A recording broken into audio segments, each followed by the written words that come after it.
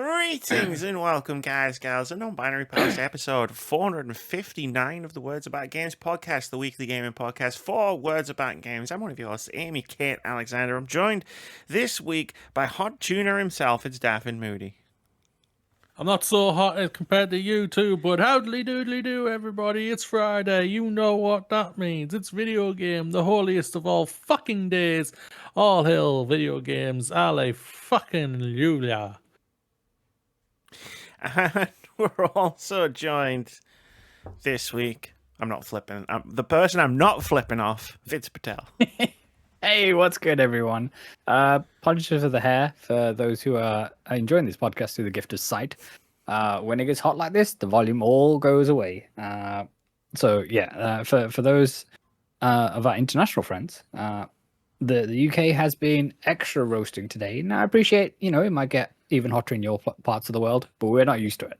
not a jot of it. We've been struggling, but you know what? It's been good. Yeah. Come talk to me when your house is designed specifically to trap all heat inside of it forever. Mm-hmm.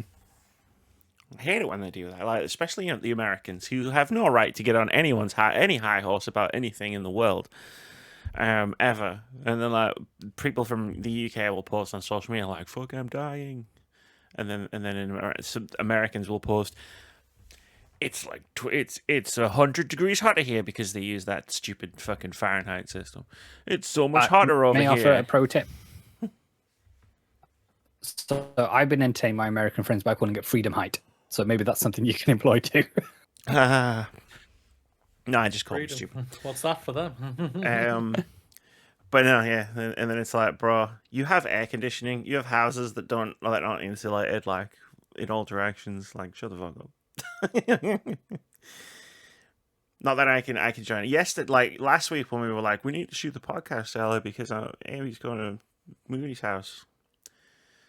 What night should we do it? And I was like, Monday would be the best night because of traveling and timing and stuff. But then it was Tuesday. Like Vitz could only do Tuesday night, and I'm so thankful Vitz could only do Tuesday night. It is 13 degrees cooler today at this time than this time yesterday. You're welcome. The show would have been a very different show. It probably would have happened. 2 puddles, not just one. It may not have happened. I wasn't up for anything yesterday. There's tons of stuff I wanted to do yesterday, and I did none of it. And I was just like, when you have to worry about how you're going to get home from the city because the train tracks might warp in the heat? Yeah, that's how hot it was. The roads might melt. Uh-huh. The trains might blow up, catch fire. Yeah. Cats and dogs living together, mass hysteria. End of the world. Uh-huh. For you southern folk. Shut up. And Amy will be able to tell Moody to do that in person. I will. By the time you'll listen to this, dear listener, Amy will be in throttling range, put it that way. She's probably throttled. Not only will I be in throttling range, but Moody, we're going on a little road trip as well, and Moody has agreed to lock himself in a car with me for multiple hours. If you hear about a car crash in Scotland, it might have been us. Let's just be frank. The last time we got in my car did break down. Broke, yeah. So, okay, if it breaks down again, then there's a correlation that it's Amy's fault. Oh, definitely, yes. I've already got that ready. Don't give him any One's excuses. a freak occurrence, two's a trend. It's not my fault he's got a shit car. Nothing wrong with my car. I don't know. Last time I was in it, broke. Yeah. In the middle of fucking nowhere with no signal. It was the middle of nowhere. And I'm like, bro, I need where to. it was, but it was just like we had no phone signal whatsoever. It was like, bro, if I miss this train, like, I don't have another one. I'm trapped here. You're gonna have to adopt me. You kicked her fedora out of her room. Amy's staying. Well, she sleeps with us, so me and my partner, so no. Does she still do Too that bad. thing where she growls at people in the middle of the night when they go into the toilet? Yes, she does do that. Great. Great, looking forward to that. Amy's like, damn it, she hasn't grown out of it. I thought that was a phase. Oh, sorry, Not I a think phase. I misheard you there. I think I misheard you. I don't know if she still does that because if we go up and need to go to the bathroom, she just stays in bed. So I don't know. Not a phase. We'll find out, I guess. She just needs to chill the fuck out. It's not a just phase, going- Mom. I'm just going to pee. I'm just going to pee. Leave me alone. No, I the can imminent guarantee danger. one thing. Like, so obviously she'll come to bed with me, and obviously my partner will be at work, and my partner won't get in until probably later. She'll go running downstairs and probably start barking around to midnight, 1 o'clock in the morning. That's fine. I'll be awake. I can guarantee one thing, and it's not that I'm going to throttle Moody. I can guarantee that we're both going to spend a disgusting amount of money. Probably, yeah. The place On we're going to has a retro lot of games. retro games, and I went on their website because I was like, I want to make sure they're actually open on the day that we're planning to go down. I Oh, only that'd knew be they a killer. That'd be, No, that'd don't worry, crush- I that's a already spirit checked. crush right I already there. checked. What I didn't know, I didn't know they had they have an arcade with some sick fucking machines, and you pay like £5 and you can play as much as you want. Okay, right. That's good. And they have like all the snacks and like foreign snacks and None of this foreign malarkey. no, they have it all there. No. I'm joking. Flip that shit around. Like, I want the Japanese snacks. Fuck yeah, let's go. Weird fucking Kit Kats and we have 3 flavors of Kit Kat in this country. I feel like we have normal, we have orange, and we have mint. We have basically the British have no culinary sense of adventure. Ames, why do you think they went to colonizing all over the place? But they didn't Facts. bring anything Absolute fucking facts. back. They Like- said that says I can't take any of this boiled chicken no more. I'm gonna sail over there to where there's spice. I've heard there's spice, and then back then the map were like you'd fall off the edge of the world, and the dudes were still like, I don't care. I'm not taking any more of your bland chicken. I'm going. No, Which Amy, is- we all know what us British folk did. We went out to obviously colonize to show people how to do that. And now we're getting angry because they're coming over to do it to us. So, and they've brought all of their culture and all the white folk, apart from me and you, Amy, are getting really annoyed at it. I think there might be 1 or 2 other white folk who There might be a few of us, who are yeah. cool. There But might be a couple Cool. more allies. Please Maybe. make yourself known in the comments. maybe 1 or 2. Please put your hand up. Or you got to type all caps, not a racist. But my problem is, my true problem with British with the British Empire and British colonialism then is based off of your premises. So all these people, they went off and they sailed over the edge of the world to go and find spices, and yet we are still a nation that is like culinarily challenged. Like we, right? not the immigrants. Sure, and that's why I eat. And that's why I feel like I'm gonna sound like an actual like fucking reform voter here, and that's why I eat a lot of foreign food. But it's true. The food we cook sucks. We don't do anything to it. And it can, case in point, the Kit Kat situation I was describing. You go to a shop in the UK, you get like 2 flavors of Kit Kat. You go to Japan, And that's they've got like that's June 100 seasonality flavors as of well. Kit Kat. yeah. You only get the funky flavors during like Christmas time. Yeah. You get the third, Like, you unlock the 3rd flavor at Christmas. It's orange. Yeah. I want to go and try their sake Kit Kat one. I'm very interested in that one. I know they have that over there. Just like And they actually are not allowed to sell it to kids because it does actually Of have course. alcohol in Yeah, it. and sure. everything. Yeah, fermented they even rice show it wine, on right? the they even show it on the wrapper itself. It does like 0.00 something percentage and everything.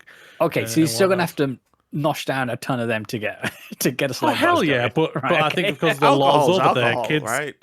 yeah, Sure. because of the laws over in like Japan, I'm pretty sure the kids are not allowed to have alcohol at all That makes whatsoever sense. until they're legally allowed to. Yeah, So, until they become salaryman, and then they have to drink copiously in maid cafes after every workday. Since you Them's the moved, rules. that's the one thing. Like, we never went to that maid cafe we found that one day in Manchester before you moved. there was a maid cafe in Manchester. Yeah. I don't notice those kinds of things. I'm playing. Yes, yeah. We walked past the maid To be cafe fair, to get to the I was card in shop. Manchester for No. 10 years, never noticed any shit like that. It's not that I. It's not that I didn't notice or anything like that. It's I cannot remember because I generally can't remember. It's- because you know how bad my memory is sometimes. It's because to roll in what Vitz just said. It's because you don't go out with me. I know where all the cool. I either know where all the cool stuff is, or I've got the nose for the cool stuff, like the weird. Oh well, stuff. Amy did take us down some gay ass shit down there when we were in Manchester together. We went down tight corridors and everything. It was just like, oh, so colourful down here. It was definitely the quirky as hell. quirkiest like building like layout ever. Like you go to like Oh, it was a terrible layout. I hated it myself. I won't lie. It was terrible. you I go was to afraid wa- to fall down the stairs. you go to what is ostensibly a shopping center, and it's like you pretty much like a shopping center layout. If you picture it in your head, it's like cool. Yeah, you've got it in your head. Like you know what it looks like. No, this was nothing like that. Like the Yeah. places you can only get to by going like through other like places. Like it was more like a market, I would say, than a shopping center. But yeah, the layout was an old market. Yeah. Yes. you could walk around it 4 times and on the 4th time find something you didn't find the first 3 times. And we actually, I think that actually did happen to us. You did, yeah. When we were trying to leave, we were like, wait, that what's all wasn't there this? before. Did you just open? No, we've been here 40 years. You walk past us, you bastards. Oh. We shouted at it. We were like, hello, over here. Ignored us. But yeah, this is the Words About Games podcast. Every week, talking about video games, which is a fun thing to do these days. Yep. We try. We try to make it fun. We try. But before we do that, we like to talk about cool things that may or may not be video games. Because algorithms suck, personal recommendations are great, and we like to talk about some cool things that maybe you should check out as well. Does anyone want to start? You can, Vitz. Sure. So, the cool thing that Not the weather. yeah, not the weather, because the brain has gone flatline at the moment. But no, the cool thing. There's some cool things they're going to get to. So, Squid Game season 3 has dropped last week. I haven't actually got around to watching it yet, but I'm very excited to go and check that out. The digital release of Ballerina has just dropped, which is the latest film in the John Wick saga, and I'm very excited to see Anna de Armas in that.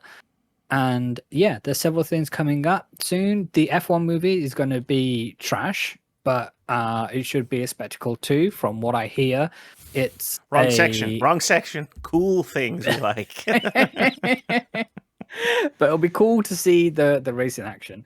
But yeah, so haven't had a chance to consume any new media this week, but there's several things we're looking forward to. I don't like that word anymore. I've turned against the word consume. Oh, I thought you was going to say media. I was like, did I say the word content? No. No. No. Media is media. I don't know. Enjoy. There's no new stuff where I had a chance to enjoy this week. The content consume is like joined the content. For context, dear listener, we're recording this on a Tuesday, so it hasn't been a full week for us to go and enjoy all the stuff we would typically do on a given week. Yeah, Vitz does all of his consumption on a Wednesday usually. What about you, Moods? I know you've done some. You've seen something you want to talk about. You're also muted.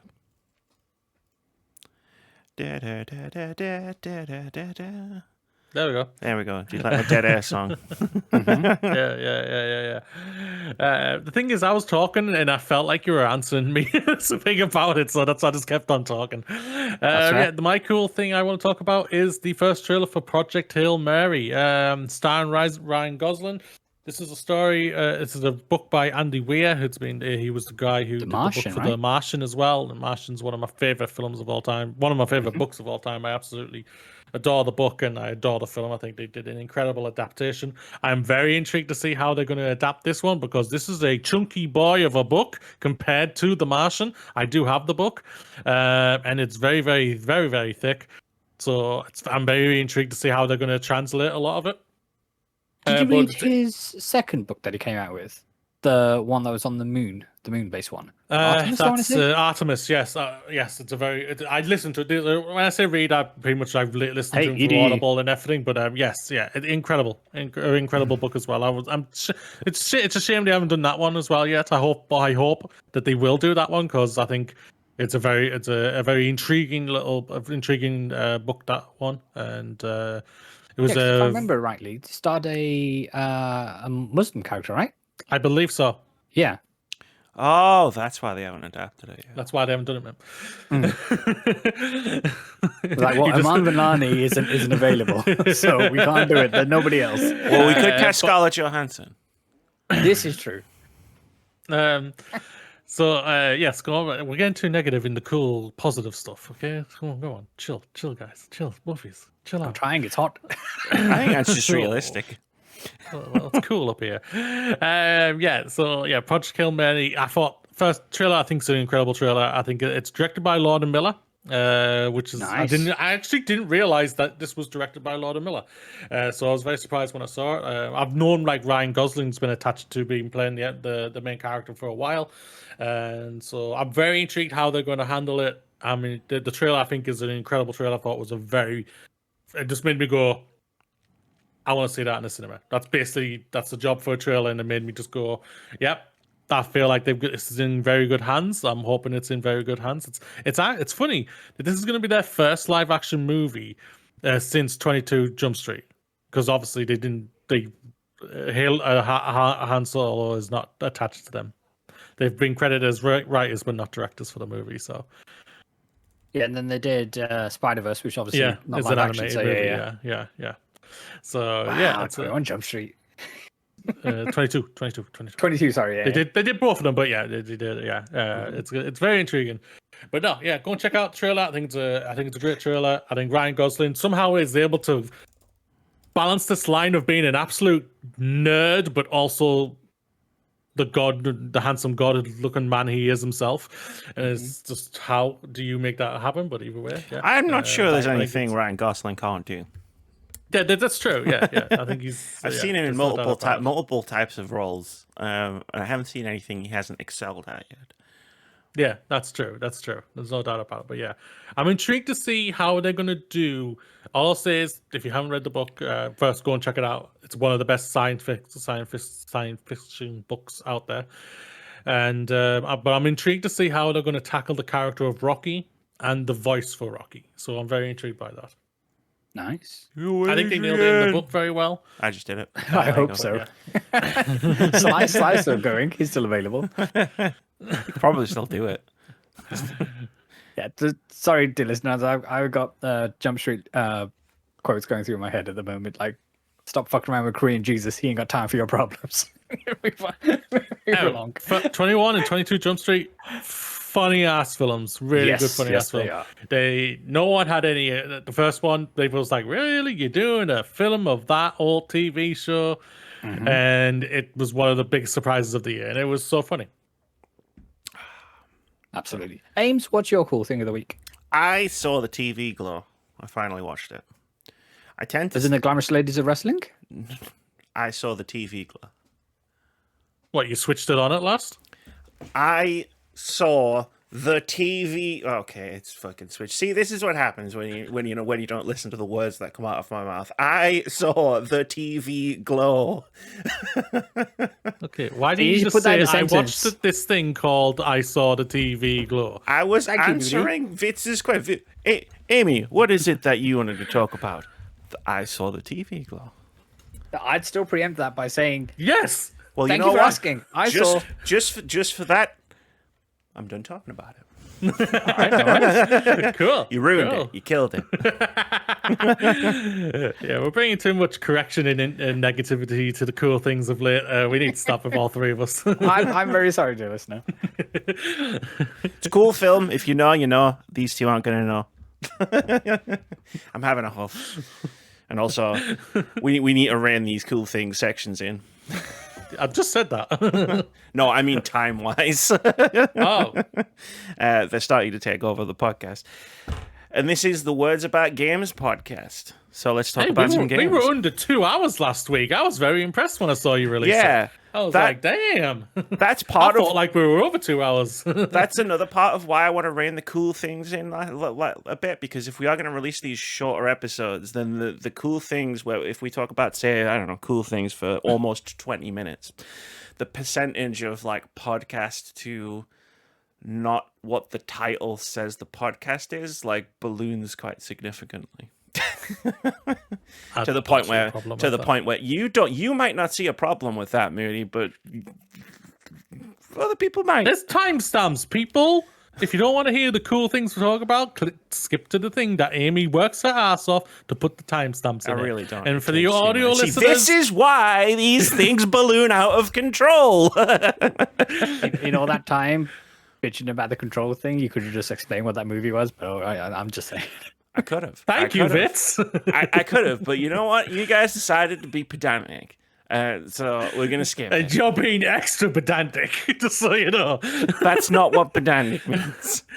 I'm explaining. News now. I'm trying to explain to people who were a bit upset that we almost spent 50% of the last week's Words About Games podcast not talking about fucking Ooh, games. give me their names. Who was upset? Who was upset? I want names. I want places. I want dates. People Exactly. who clicked on a podcast called The Words About Games podcast. I don't mind talking about non-games things in the beginning. Like, you know, that's why I started this whole cool things we like thing. But maybe 10 minutes on the Superman trailer, which is longer than the Superman trailer, was a little bit excessive last week. I won't lie, last week, That's me all and I'm me, saying. Vitz were just so shocked that you watched it and wanted to talk about it. That is it. needed to be discussed. Usually, Amy's so contrarian. She's like, "Oh, people like this. All right, we'll purposely not." You know like what? this." You are Exactly. getting one. You are getting one. We have recommended so much awesome stuff that you haven't even touched.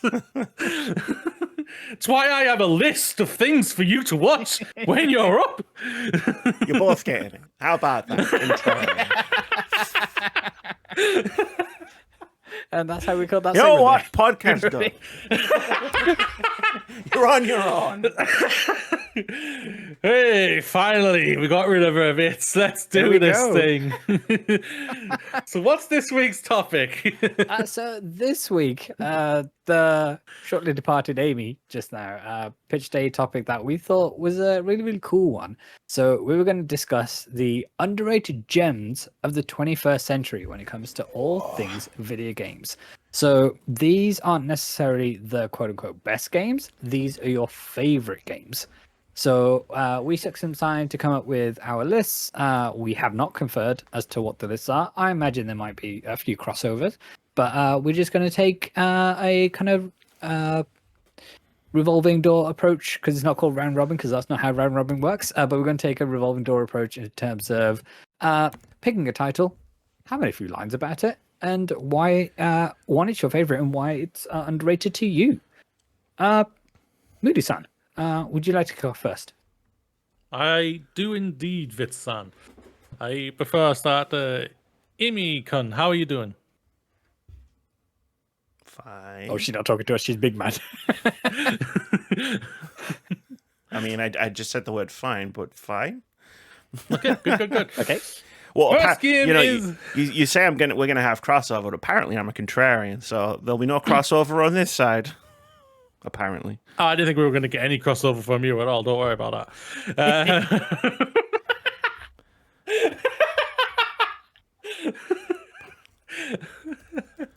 Should I be afraid when I pick you up? Yes. But anyway, I think you should drive past her. I just don't think I should go and get her. To say, yeah, just sniff me out. I'm sure you'll find me. I'll meet you at the retro game thing. Don't worry about it. You know what? I'm glad. You know what? I'm glad I'm fucking not here next week. Fuck you both. Alright, first underrated game that I'm going to talk about here is a game, funnily enough, the Vitz is going to play very soon, and that is Alien Isolation. Alien Isolation, I think, got a very much. I think it got a lot of love from like Alien fans like myself and everything, but I still appreciate that. I'm just like, it had a lot. It was still a very flawed game, and like how long the game was and everything. But I think nailing what Alien was and like just how atmospheric that game was, I thought was an absolutely just a masterstroke for them. For them to finally just announce last year that we are going to get an actual sequel to the game and everything is incredible, and I'm looking forward to whenever they want to talk about that in the future. Take your time and everything. But yeah, I thought I was so excited for this game, and I felt like it got like a good. It was like one of those games that that's basically comes out. Most games that come out these days is like you get a lot of hype for it, and you get some good reviews out there, but you also then you start hearing some mixed reviews and then some negative reviews. Which, if you didn't like the game, I'm never going to complain and criticize you for that and everything. But I never felt like the Alien Isolation got the love it deserved. So I always thought it was a bit of an underappreciated game, and yeah, I absolutely loved it. For me, overall. I thought it was very smart how they did it. They carried on the Ripley saga without actually using Ellen Ripley. Obviously, they used her daughter Amanda Ripley, stole the story on that, and I thought they did it very well, very very well for that. And I thought it was very well voice acted and from all the characters and everything. And the alien was just a devastating beast that Vitz is going to be playing very soon. I can't wait for. Sure, this is only native Safe in Our World, the fundraising effort that we're doing here on the Words Back Games podcast. If you want to learn more, justgiving.com/WAG2025. Yeah. Twitch.tv/wordsbackgames. As soon as we can, Vitz is going to play Alien Isolation. I have indeed picked it up as part of the Steam sale. So yes. As soon as we figure out a date, I'll do a shiny new promo image, and it will go across all of our socials. So keep an eye on the blue skies. Hell yeah. Vitz, what you got? So my first title of the favorite underrated games of the century is gonna may seem like a weird pick, but from Team Eco, it is the original Eco title.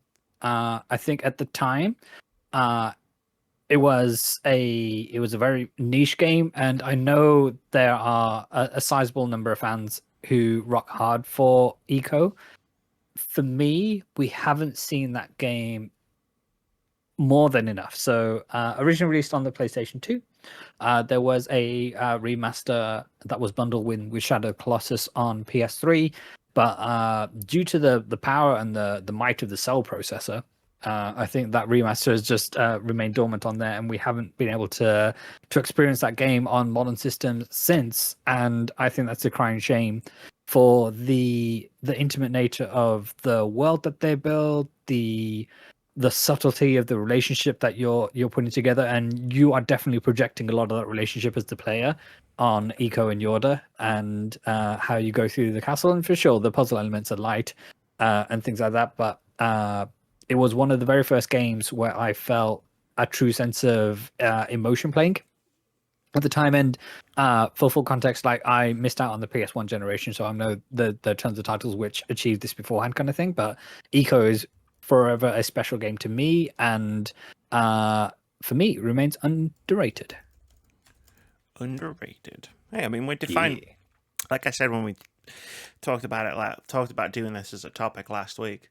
Like, if you can justify it being underrated for yourself, throw it on the list. Mm-hmm. Like, yeah, because I looked around and did like research and stuff where I was like, have I missed anything? And you go on those Reddit threads where it's like Yeah, yeah. someone posts like, what's everybody's favorite underrated game? And then in every single Reddit thread, there will be that one loser in there who's like, well, actually, I think you'll find this game reviewed really well. It's like, that's the literal definition of underrated. But that's not the only definition of underrated. Sure isn't. But yeah, my first one's got a little bit of history attached to it from this very podcast from before Moody even joined, where there were some games that me and Keith were kind of contentious about. Like, me and Moody are contentious about, objectively excellent games like Titanfall. Me and Keith were contentious about a few games. And there was one game that he kept bringing up that the first time I played it, I wasn't his biggest fan, and I stand by all the things I pointed out as flaws being flaws. But having played it again recently, like I appreciate like its strengths a lot more. So I guess my first pick, this one's for you, Keith. You can hold this one over me forever. My first pick for an underrated game of the 21st century is Dragon Age 2, which when it came out, I would call it divisive. It divided the podcast. It's like it was made in such a short amount of time. They reused so many there was so few maps that you were constantly revisiting, and across the space of like a 30-40 hour RPG becomes really noticeable. The combat wasn't great. Like, it tried to move in more of an action direction after Dragon Age Origins, and it didn't feel great. But I've come around a lot on the writing, and how good the writing is in the game. Might be the best writing in the entire Dragon Age series. The companions, I don't think the companions are the best companions in the series, like as a group. But they have this degree of agency. Like, you know how in like an RPG, like a party-based RPG, like whenever a companion needs to make a decision, you basically make it for them. Yes. Like that's one thing that's always irked me in RPGs. And in Dragon Age 2, like, you can comment on a decision a character has taken, like, after they have taken it. Or you can, they'll ask you for your advice before, but they'll still do what they want to do anyway. And I think that rubbed some people up the wrong way at the time that it came out, because people like to have control over the things that happen in their RPGs. But, I don't know if it's just, the perspective of, 15 years later, or however long it's been since Dragon Age 2 came out. But I really like the fact that the companion characters will just do shit. Because they are characters. And, yeah. That's how characters would work. It's there's one very famous example towards the end of Dragon Age 2 where a character does this huge cataclysmic world-changing thing. You have no control over whether they'll do that or not. They are going to do it. And they're their own character. They're not just existing in service of you, the player, kind of thing. Yeah, it's like in Baldur's Gate 3 where you go through Shadowheart's whole thing, and there's this huge choice that happens, and in this moment, and I was really disappointed when she turned around and went, "What should I do?" And I was like, "No, I don't want to." Yeah, we've been through all of this. You should be committed. Do whatever. But I really need you to say. But I really need you to make this decision for me. Tav, tell me what to do. God's sake. So that was my first pick. Keith, you were right. I was wrong. It's a great pick. Yeah. Going to get that one out of the way. It's what are you saying? Sure. So my next game, and there's going to be a few of these on my list, is Burnout Revenge. I know everybody loses their mind over Burnout 3 Takedown, as well they should. It kind of redefined the formula for what Burnout is, but in terms of what I appreciate about Burnout and having the more fixed courses as opposed to the open world of Paradise, Burnout Revenge is peak. And whilst not everyone was on board with the whole traffic checking system, everything else in that game was perfect. And the intensity of the tracks, the tightness of the maps and how it just heightened the sense of speed. It was perfect for me, and I think it was overlooked because it was one of these games which was cross-gen when it first released across PlayStation 2 and the original Xbox and Xbox 360. Yeah, I don't think the PS3 had released at that time when it came out. But yeah, I love that game with all my heart, and I wish that I could replay it on modern systems. But seems like Burnout Paradise is the only one that ever gets remastered. Yeah, we'll just keep remaking this the one. Yeah. That's fine, right? Like, just the newest one. Like, none of the other ones. But yeah, Burnout Revenge was peak. They're all good. I like them all. The Burnouts, I mean. I think we're being too soft now. I think it's time to start a fight with the internet. Oh. So we're going to start with this one. It's quite simple. Amy knows where I'm going here. Let's all talk about Mass Effect Andromeda. Oh, okay. Let's go. Have a fight people. I don't know, I feel like because people were really me. nice when I made that video about it.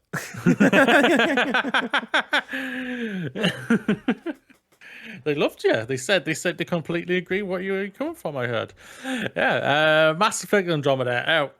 Just like what Amy was saying with Dragon Age 2 and everything like that, I see the flaws in Andromeda when it first came out and everything, and whatnot. It had, it was a broken ass game that if I was a QA tester then, holy shit, you two complaining about me a couple of weeks ago about my QA testing the bugs issues.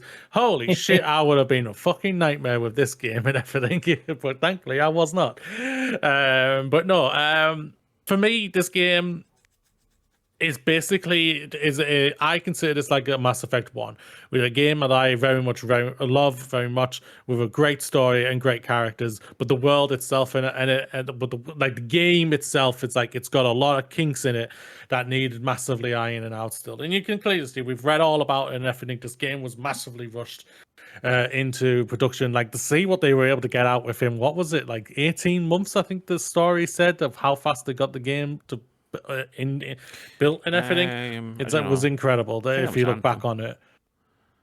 I think the 18 months one was Anthem. Was it? I thought Andromeda was the same as well. I might be incorrect, but either way, yeah. Seems to be how they develop games. When it comes to a BioWare game, yeah, and EA overlording on them, yeah, it could be anything these days. Here it is, 18 months, yeah.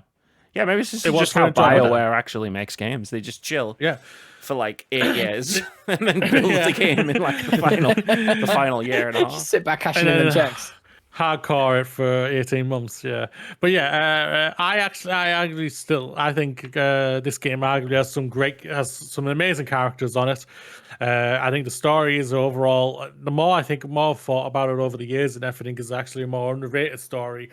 Do I think the villain is great? Sadly no, because I think you just don't see him enough in the game for me, and I was disappointed that there wasn't enough like new aliens and everything. Thought there was really only like I think 2 new species, which was correct me if I was wrong there, if anyone, in the game and everything. So I was disappointed in that.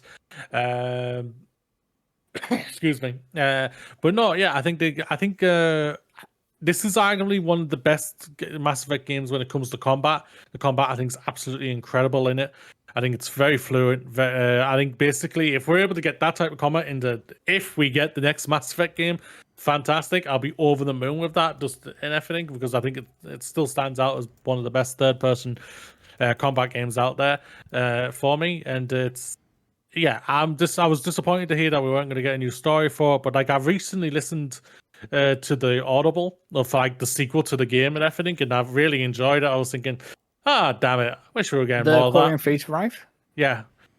It was, I enjoyed it. I had a lot of fun with it. Yeah. That's awesome. I'm a Quarian stooge though, so I'm just give me more Quarians. I'm like, I'm a stooge to that. But no, yeah, I had a lot of fun with it. I think the characters are really well done. I think the father, I really enjoyed him, just seeing his story unravel. Yes, spoilers, he dies at the beginning of the game, but I think just finding out, we all knew what he was doing leading up to, but I just loved how his how his son or daughter found out about it and everything, and the connection with the AI as well, character in it, because I thought it was really fun with it. There was some bland characters in there which I didn't like and everything, but yeah, I do enjoy Andromeda, and I am hopeful, even though we've spoken about it many times about the next Mass Effect. I am hopeful that we will get a next Mass Effect and it will be at least good, but we'll see in the future. Right there with you. I still remember crying at that Rider 1 moment at the end. So yeah, great pick, mate. Great pick. Hey man, I was playing that game before it came out, and the level of like people hating on this game blew me away. Jesus Christ. I was right there with you. I made a whole video. I won't lie, this was like a game that I didn't, because of all the hate and everything what came out on the game, it was kind of like Dragon Age Veilguard, where I was like, I'm not touching it, I'm going to take a step back for a bit. I don't want to, it's too much on it right now, and I need to just distract myself too much heat. and just go and play on something else, which I did, and then eventually I came back to it and played it, and I played it, I think, within like 3 days. And I was thinking, I'm really enjoying this. This is a lot of fun. Yes, there's a lot of things. It's like I say, it's a very Mass Effect 1 game, where a lot of it's very samey in a lot of places and everything, but it's like you can see amazing foundations being built there, and getting ready for the sequels and everything. If there was ever planned sequels, which there would have been if this was a success, or success in the eyes of EA and everything. But yeah, it's disappointing that we're not going to get a sequel to it, but we'll see what happens. Yeah, cool. So, Moody, I hear you want to start some fight.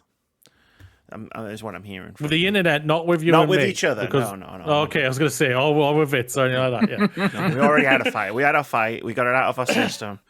Yeah, you walked off. Before we got, like, I thought, hey, let's get this let's get this fight out of our system before we start doing this segment of the podcast. Let's just go for it. But I mean, if you want to start some fights with the internet, I could start some fights with the internet. It's entirely up to you. I mean, it's what do you want to just bring want to you the table? Do your list, yeah. I mean, it feels like you're backing down from what you just said. Like, I know I saw the look on Vitz's face when I said it. Like, Vitz really isn't into it.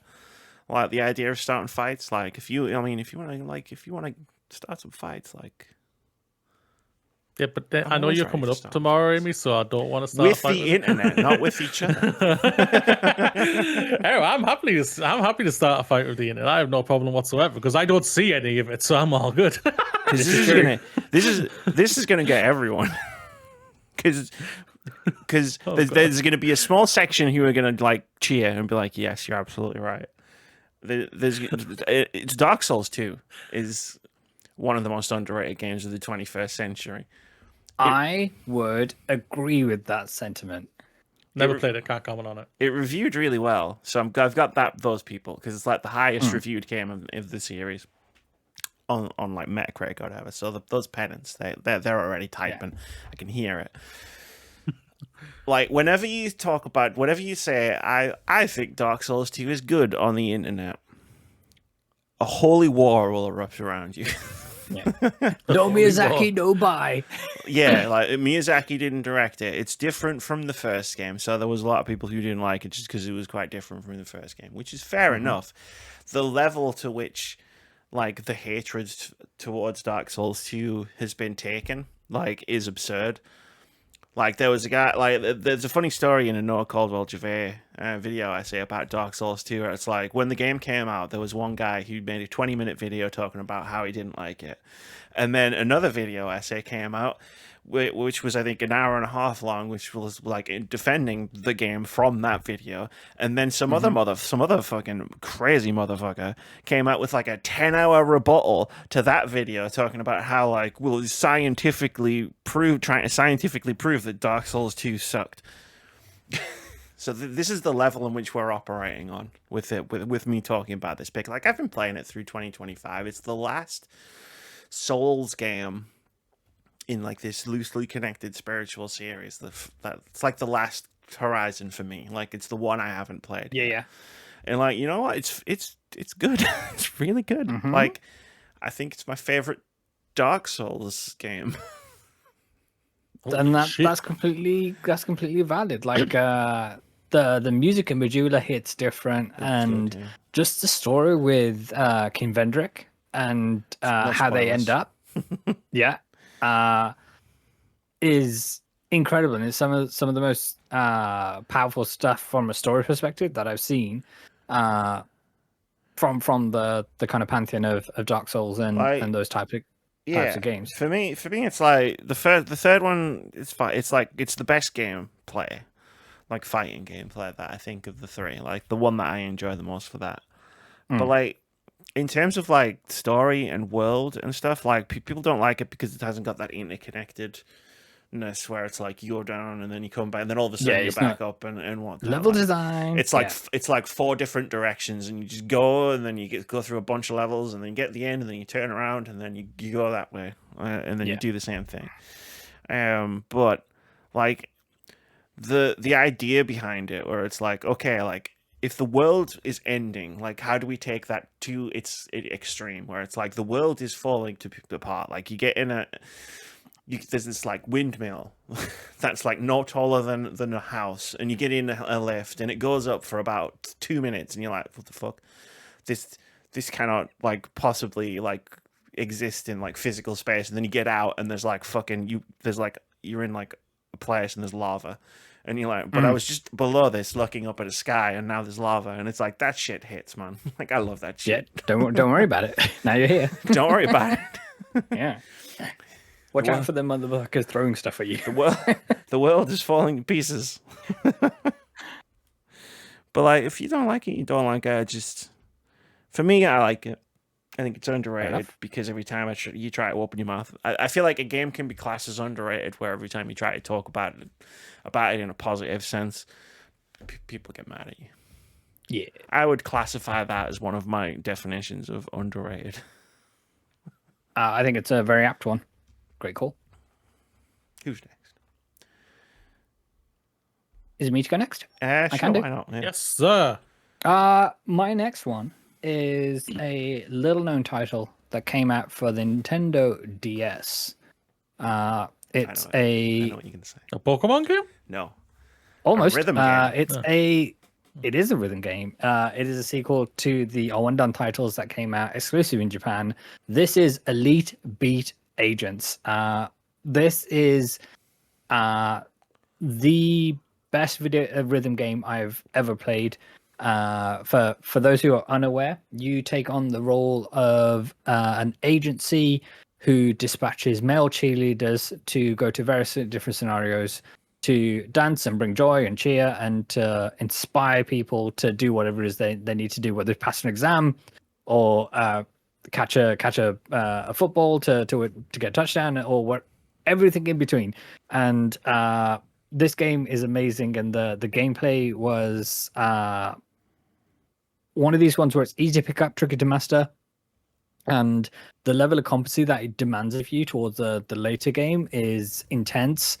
And yeah, the soundtrack is still a vibe, and it inspired me so much that I picked up the original 2 Owen titles in Japan, and to date they remain the only titles I've ever imported. And yeah, and I played those on my DS in Japanese as well, so that was fun. But as soon as you figure out what the menu things are, then you're pretty much golden, kind of thing. So yeah, Elite Beat Agents is a game I recommend everybody plays. However, I think it's increasingly difficult to play in the modern age.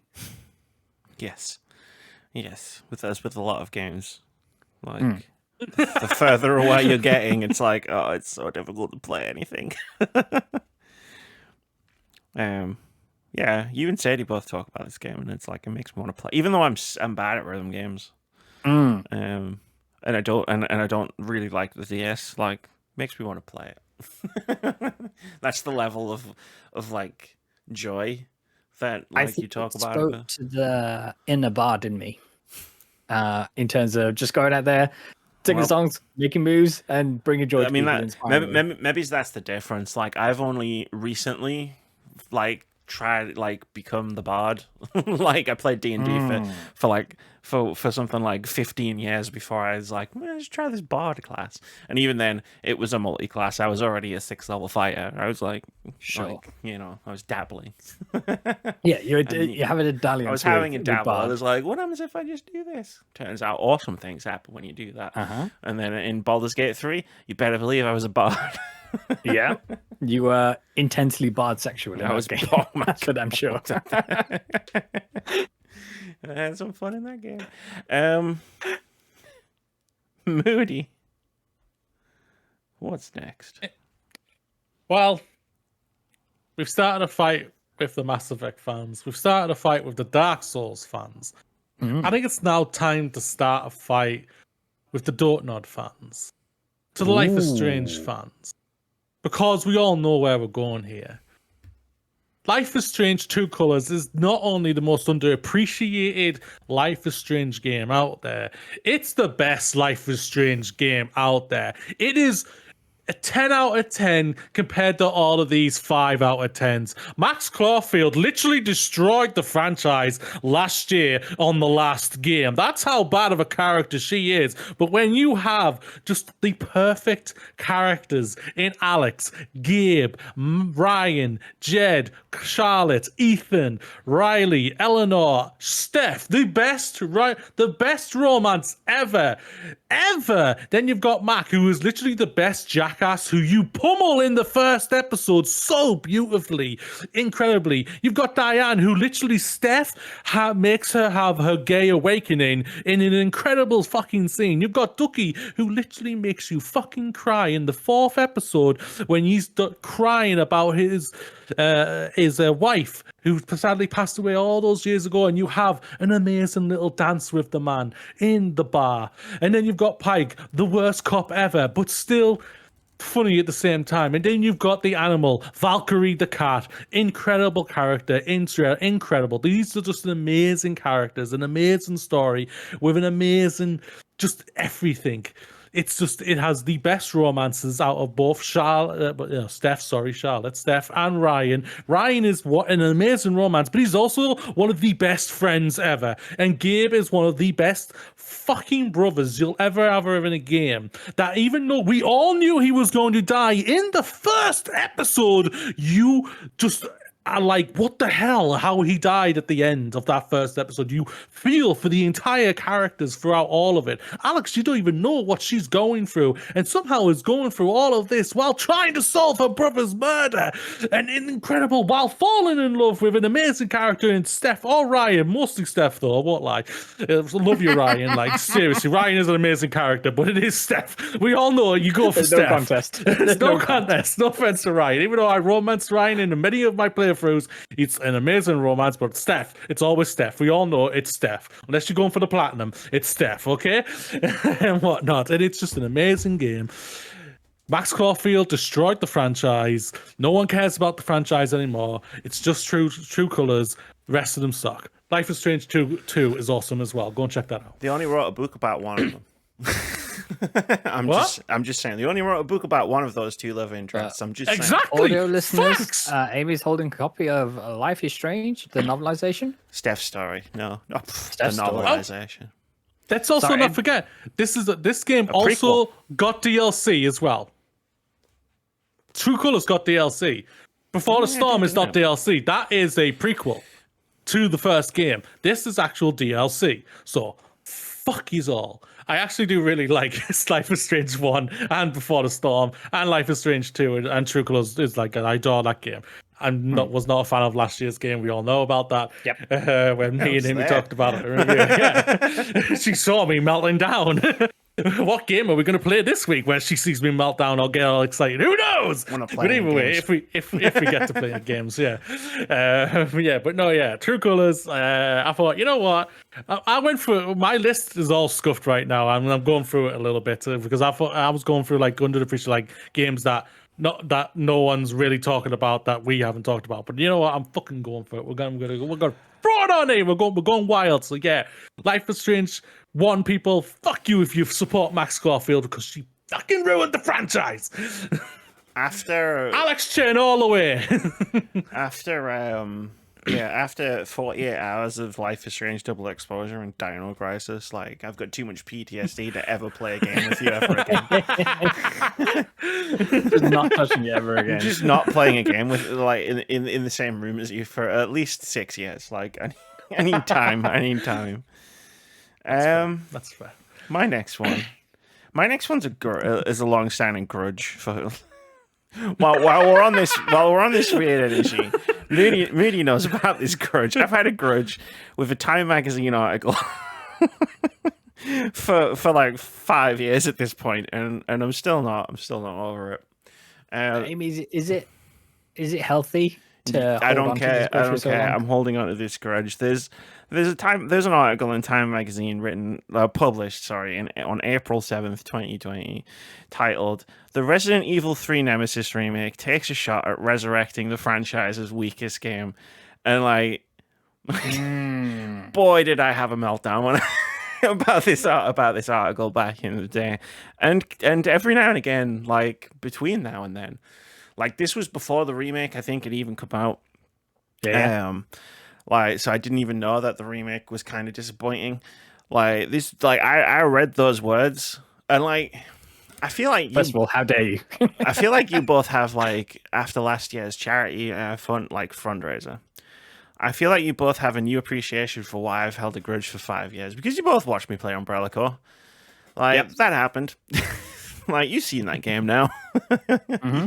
You've seen Sadly, the depths. yes. You've seen the depths to which Resident Evil has fallen. Like, there are a lot of games in the Resident Evil franchise that like, even taking my own personal biases out of the equation, I would say are subpar. Yes. And Resident Evil 3 Nemesis is not amongst them. Not at all.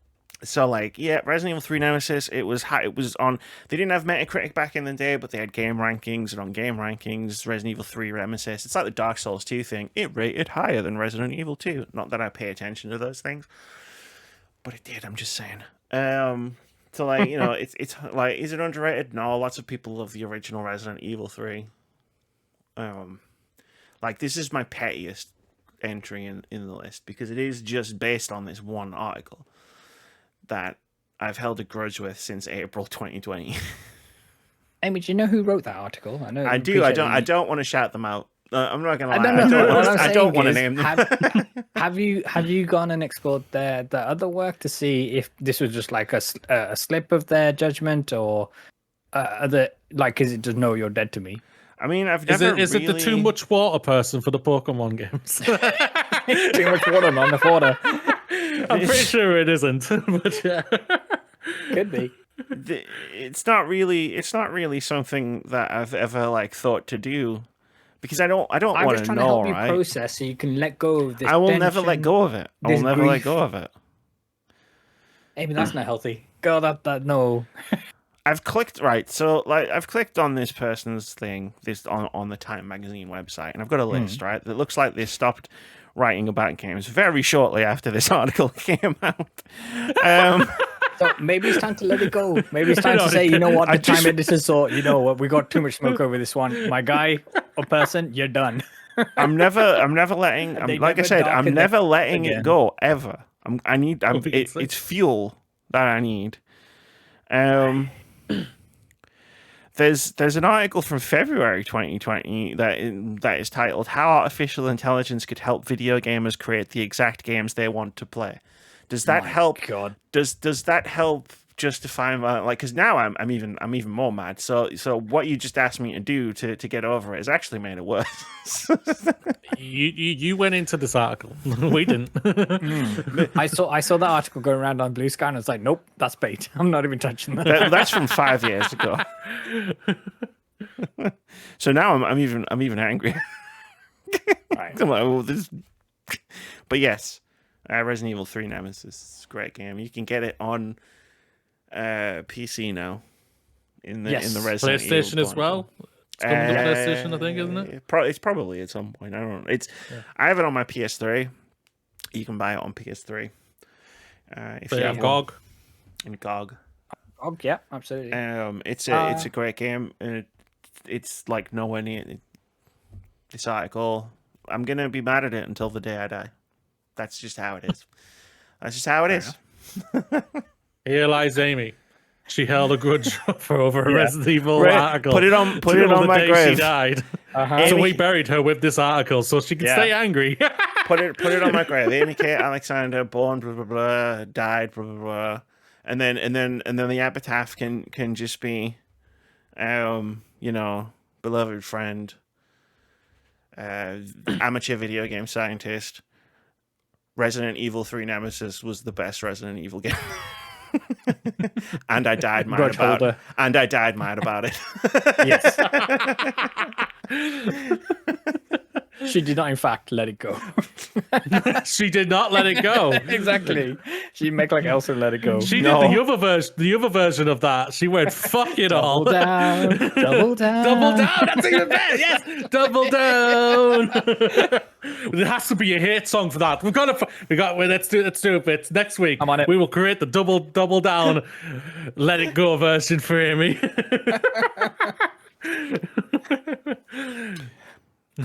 Moody, what's your next pick, good sir? I'm going to pick a Pokemon game. I'm going to go to Pokemon Black and White.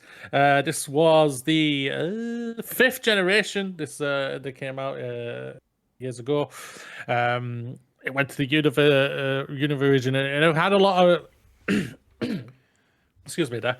A lot of people were already a little bit annoyed at the game already because they decided they weren't going to give any... There was all new Pokemon in the game that you couldn't play No any... OGs. Yeah, no LGs or anything like that for it, and so people are already angry about that. And I think they're going to get angry, just like they're going to get angry next year for it, because I think that's what they're going to do next year for the 10th generation. But yeah, no, these games arguably are I think just consensus around going through what I see on the online when it comes to the Pokemon people I listen to and everything like that. The Black and White games are arguably dubbed as the best Pokemon games ever, but arguably the most underappreciated ones as well, because of just yes, it follows the same formula of just like what Pokemon games are. You're a 10-year-old person.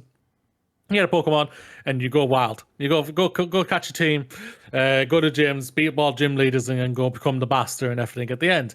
But this one actually has it does a lot of cool things that I don't think any of the later Pokemon games, especially the Switch games, apart from Arceus, because it's a completely different game in general,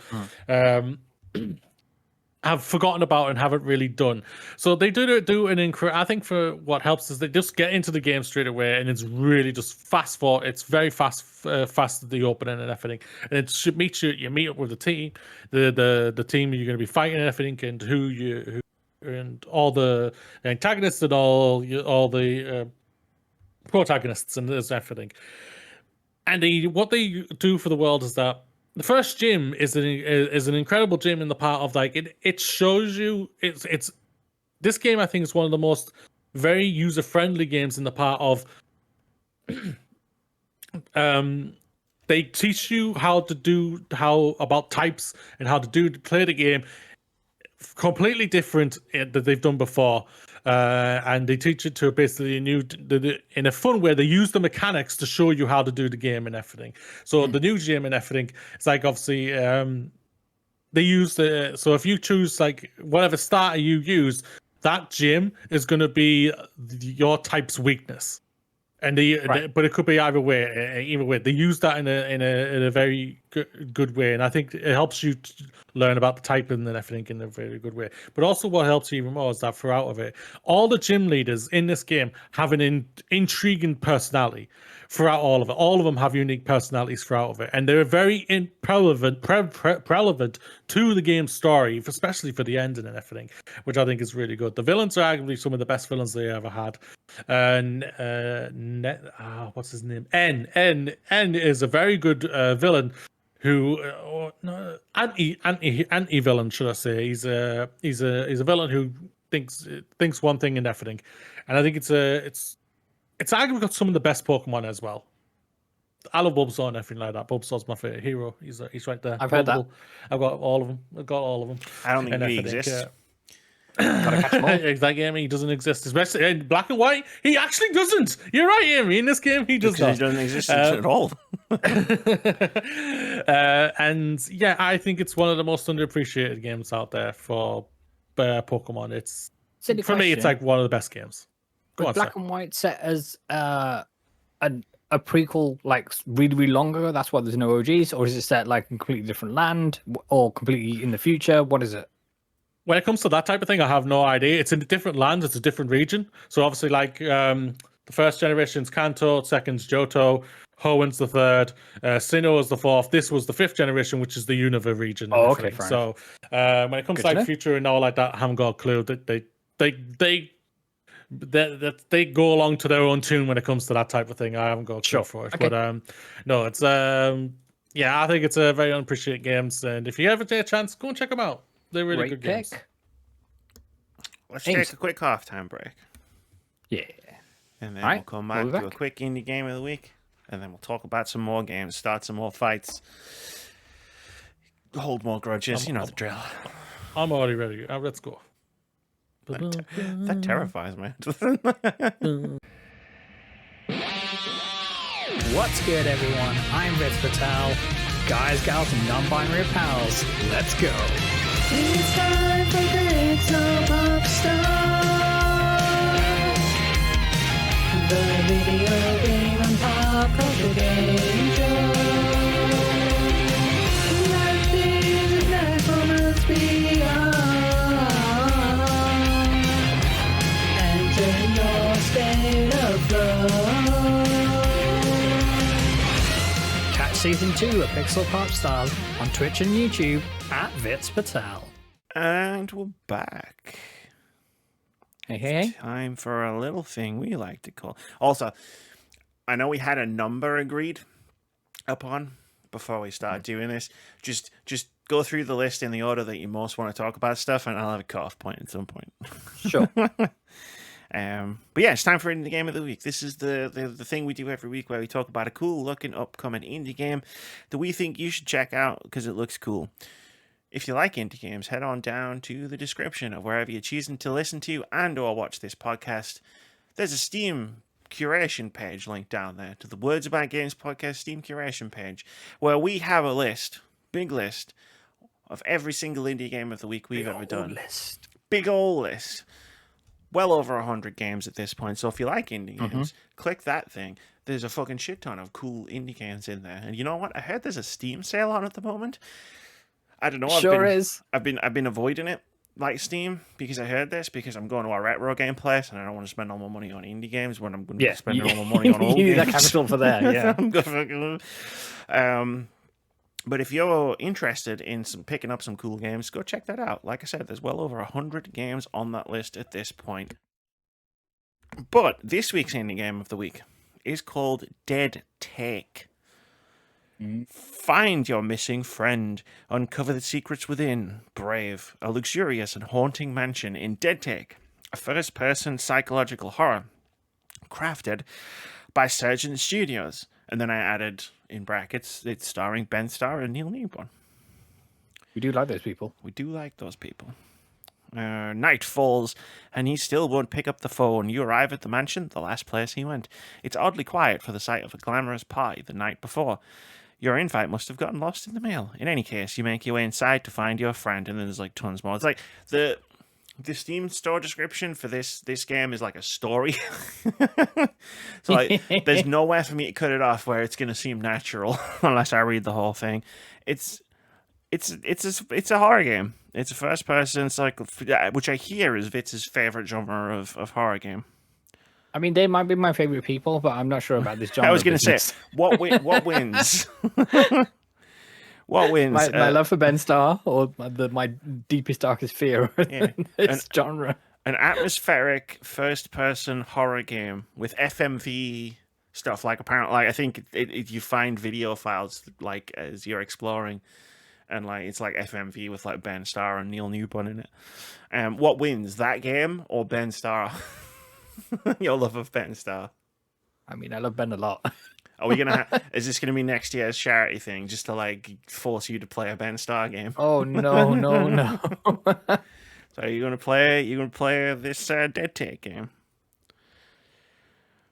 I've added it to my wish list. I've said that. Look, right, I'll like you play it like, on Discord, not necessarily even on like just a live stream. Just you play it on Discord, and I'll be there to like help you through it. I'll be like, it's okay, it's just a game. Ben's right around the corner. Find all the Ben files. Is it gonna be another rendition of the "Hey, Ben Star's here"? Oh no, Ben Star's here. Is it gonna be another one of those? We'll find out. We will when this game comes out in coming soon. Yes, incoming soon. Coming soon, according to the Steam store page. But yeah, this looks cool. I like a good first person. I like FMV. Like horror games. There's something cool about it.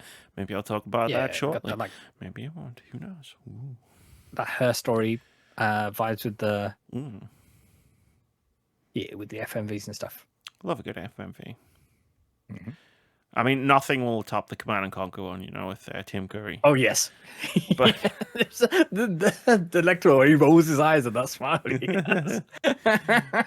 the one Can't place, beat a bit of Commander Conqueror. the one place capitalism hasn't corrupted space. Yes. Elon's shrine. Hey, you might get deported. We'll find out. Yeah, to space. Well, it's supposed to be on Mars by now, right? Just sent it on Mars. Yeah, that's true. Like, that's true. That's Indie Game of the Week. Scroll down, Yeah. click the link to the game, click that wish list button, wish list games. You should wish list a lot of games. Like, if you're not using that wish list function on Steam, you're using Steam wrong. It's helpful It for you. helps so many people out with discovery, and they can take these numbers to publishers to say, look how many people are interested in that game. Yeah. Please won't you help us bring it to market? And so many things as well. And it makes developers' days and publisher days when you wishlist games, because it shows that you're vested interest in them, and it's showing them some love, and it's free to do. There's no obligation to buy. I mean, you should buy the games, but there's no obligation, and it's a free thing to do, and it can make someone's day. So why the heck not? And all right, like if you're a selfish person, every time you wishlist a game, you get an email when the game comes out, and you get an email every time it goes on sale. That's true. So it's a win-win. It's a win for the developers, but it's also a win for you. Click those wish list buttons, people. I got a lot of emails this week with Steam. I'm still getting emails because they only send so many at once. So at the Steam sale, it's just like every day I just get a new block of like, did you know this game is on sale? I'm like, yes, Steam, I did know that game is on sale. Thank you very much. Every time Basically asking you, why haven't you spent money yet, Amy? why haven't you spent any money? It's like, leave me alone. We know what you like, Amy, on Steam sales, Amy. Is everything okay? We see your records. I'm going to the big railroad place. Leave me alone. I need my money. That's Indie Game of the Week. I think looks pretty cool. It's called Dead. Again, it's called Dead Take. And let us get back to talking about underrated, underappreciated, hidden gems of the 21st century. Vitz, you're up to bat. Yeah. So I would like to take a few moments to talk about R Racing, otherwise known as R Racing Evolution, in certain parts of the world. This is a Bandai Namco arcade racer, and it had a heck of a story mode to it, and it's something that I miss in racing games.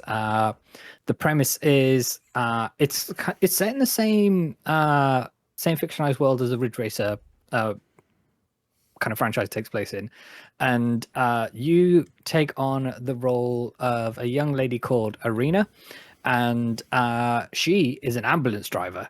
And one time there's an accident at a racetrack, and she drives over there and she picks this Nigel Mansell looking fella up, I imagine, and they're in the back of the ambulance, and she drives so lickety-split to the hospital. The team manager, who's in the back of the van looking after Nigel, was like, this girl can drive. Let's put her in a race car. And then you go through your career as Rena, and you have all these different types of challenges to do, not only obviously to try and win every race, but there'll be contractual things and there'll be political intrigue, and there's villains which pop up in the story, and like one of the things that a certain sponsor wants you to do is to throw a race, and you know, as a racing driver, you're coded to try and win everything, and then you've got to purposely try and finish in second. And if you don't, if you choose to win the race, then it's game over. You lose your sponsors, and then you can't race no more. And it did some interesting things with when you're tailing another driver, they would have a meter that came up above their car, and it would I think it was try and simulate like the pressure the driver was under. So if you stuck close to them for long enough, then they would crack and they would spin out, or they'd make a mistake or something like that. It wasn't the most developed system, but it had potential there. And yeah, I still adore this game. It probably plays absolutely rubbish these days and looks rubbish, but at the time it was everything. That's art racing. Games don't age. What are you talking about? Racing games do. That's the showpiece for a new console. Yeah, okay. But the premise of like the ambulance driver, like part of the premise, like for me, I was like, damn, I need to get this game. I'm sold on that premise. Like, that's such a weird premise. I love it. Yeah. So the game I wanted to talk about, I first came across it with a Steph Sterling review back in 2010. Where they gave the game a 10 out of 10, which was quickly followed by the second review of the game I saw, which was an IGN review, which gave the game a 2 out of 10. Now, this immediately piqued my interest. I can see why. The ears would have pricked up on this one. Yeah.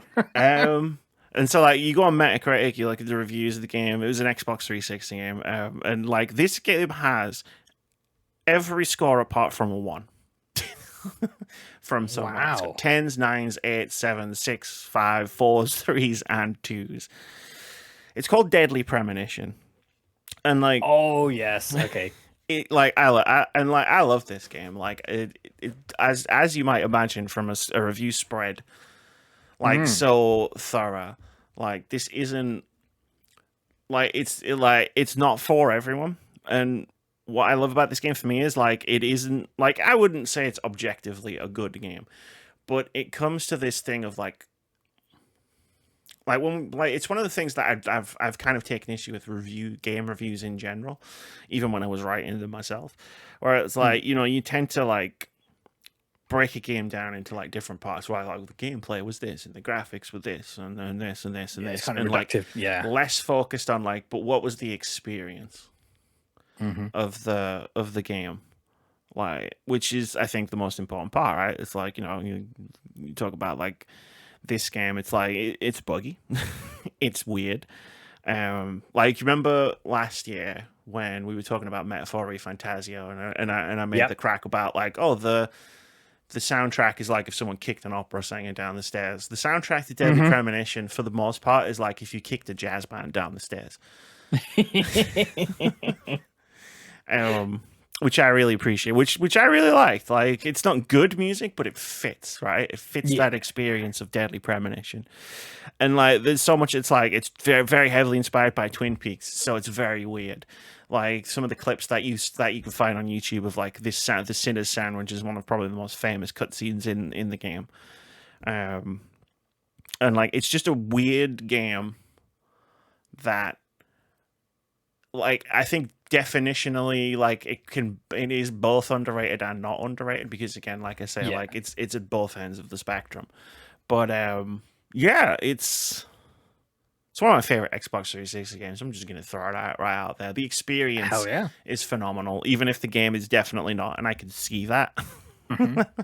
like from the few things I've seen about the game, like the voice acting kind of mirrors the quality of the writing, and I think that's a fun mix when it comes to the delivery of the lines, because I don't think the writing is especially stellar, but the voice acting is so like aggressively mid and it just kind of finds a nice happy balance. It's like it matches, right? It's like the voice acting and the writing like match each other. Like the story matches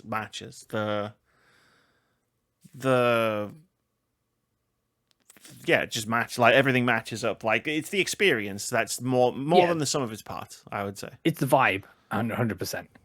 The game for me, Underappreciated, game was my game of the year of 2023. Vember, narrative cooking video game developed and published by Visa Games.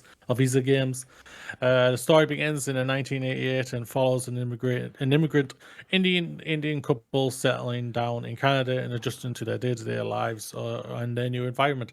It's about a story of a mother trying to teach the young son, obviously of his heritage and everything, but also about through his food and everything, and just remembering who he is and everything as obviously as an Indian immigrant. I thought the story was just incredibly moving, and so it was one of my favorite games. It was my favorite game of 2023. And I don't think I think it got like a lot of critical love, like a lot of love from people who like appreciated of just like this telling of this story and everything, but I don't think it's got that wide aspect love that I think undoubtedly deserves for me personally. It's a simple game. It's like a short narrative, 90. I think it's like 90 minutes, 2 hours long, give or take. And Tell you what, Moods. Go on. Crossover. Me and you both had that on the list. Did we? Yeah. Yeah. Oh god, now I've got to find something on both of your lists.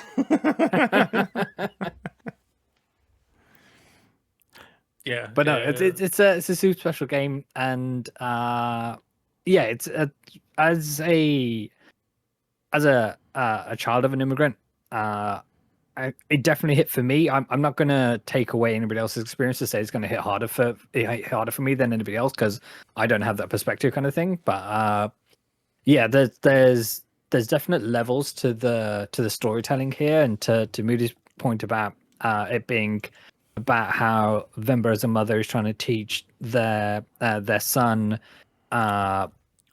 their culture through cooking and their connection to their motherland and all the rest of it. And even the child is the Hindi word for eat, and obviously the different people have different levels of appreciation for that kind of thing, or ability to appreciate that. But it's such a special game, and I highly recommend anyone, even if you're familiar with the games or you're not familiar with video games, to check this out, because it's a special experience.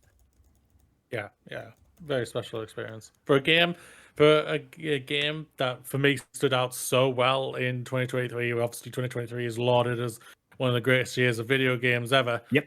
With so many great, highly acclaimed video games that came out, and obviously Baldur's Gate 3 came out that year as well.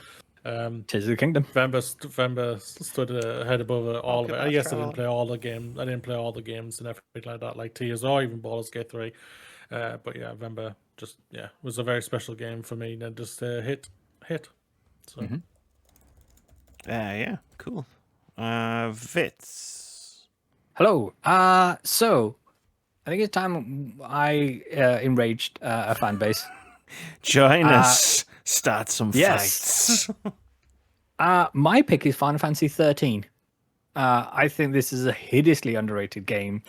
Everybody rallied against it for its linear gameplay, and how people leveled an argument of, it doesn't open up until 20 hours in, and that's when the real game starts. No, the characters are really special, beautifully animated, beautifully acted, and we got an absolute badass of a protagonist in Lightning. And for sure, there are some tropes that the other characters have, which fall into the annoying camp. But there's so much heart in what it's trying to put down, and that game had style with its elements of UI and that whole kind of futuristic setting that they had, but it's still like melee weapon based. And exactly, for audio listeners, Amy's holding up a copy of Final Fantasy. Is that the original 13? Or Yeah, is this that is 13-2 or something? Yeah. It's heavy.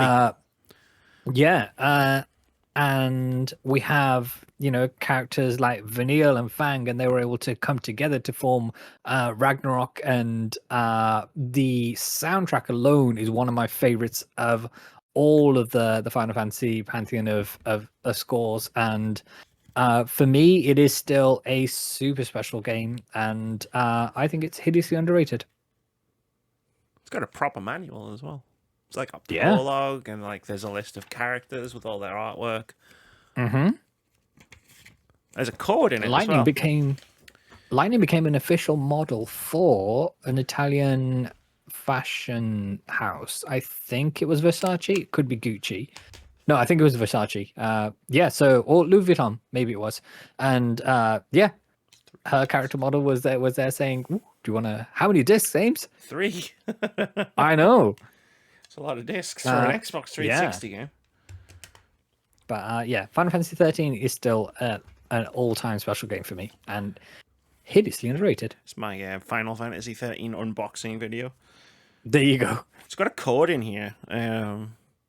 Become an exclusive Square Enix member by registering your copy of Final Fantasy 13 here. Do you reckon that would still work? Like if I logged into the website and like put the code in. Hey, I still have a EA account for when that one time I played Mass Effect Remastered, and it asked me to log in to my EA account. I'm like, what do you mean? It doesn't say I get anything for registering my game. It just says register your game. Why were we registering on games back in the day? You make Yumatsu-san happy. Oh. The composer guy. Yes. I was like, not Tetsuya Nomura, because I don't want to make him happy. No. No, not after recent events. Cool. Cool. I've been looking up some indie games that I've got on my list, and they all have like thousands of reviews on Steam and overwhelmingly positive. And I'm like, maybe these aren't as underrated as I thought they were. Let me just stick to the old games. I know the old games. Sure. I remember the old games. Let's talk about Batman Arkham Origins, which is the one that everybody says is the bad one. After Arkham Asylum. And I will say, definitely not as good as Arkham Asylum or Arkham City. Fair. Respect it. But not a bad game. And has the best boss fights in the Arkham series. So is this the one with Deathstroke, or is that... That is the one with Deathstroke, yeah. It's the Deathstroke, Yeah. And Troy Baker as Joker in this one, and then who's the actor who voices Sonic? Because he plays Bruce Wayne in this one, right? Pass. I don't remember. I don't remember. But this is the one with Deathstroke, yeah. And it's like the younger Batman and the younger Joker. Like,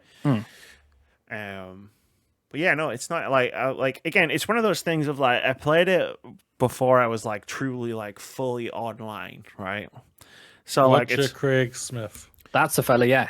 He voiced not only Sonic the Hedgehog, but old Bruce here. So it's like one of those things where like, you know, I'm playing it divorced from like knowing the fact that like everybody air quotes like doesn't like the game. Because it wasn't Rocksteady. Yeah. It wasn't Rocksteady. Because it didn't have the real Batman and the real Joker voices. Like I don't remember. And now look at us now. Do you want Rocksteady making another game?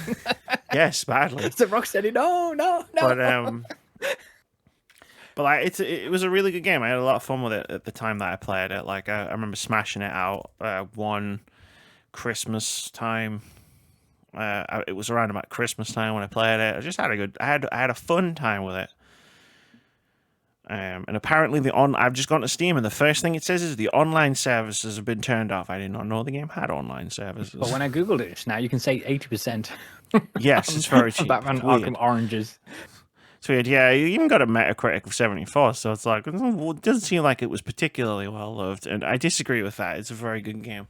Like I said, I really enjoy it. Like the boss fights in the previous two Arkham games weren't that great. Like like that's something I remember. The Mr. Freeze one was interesting, but is baseline interesting. That was something I remember thinking about the first few games, and then going into Arkham Origins and like just being like, "Fuck, the boss fights are fucking sick! Like this is fucking great."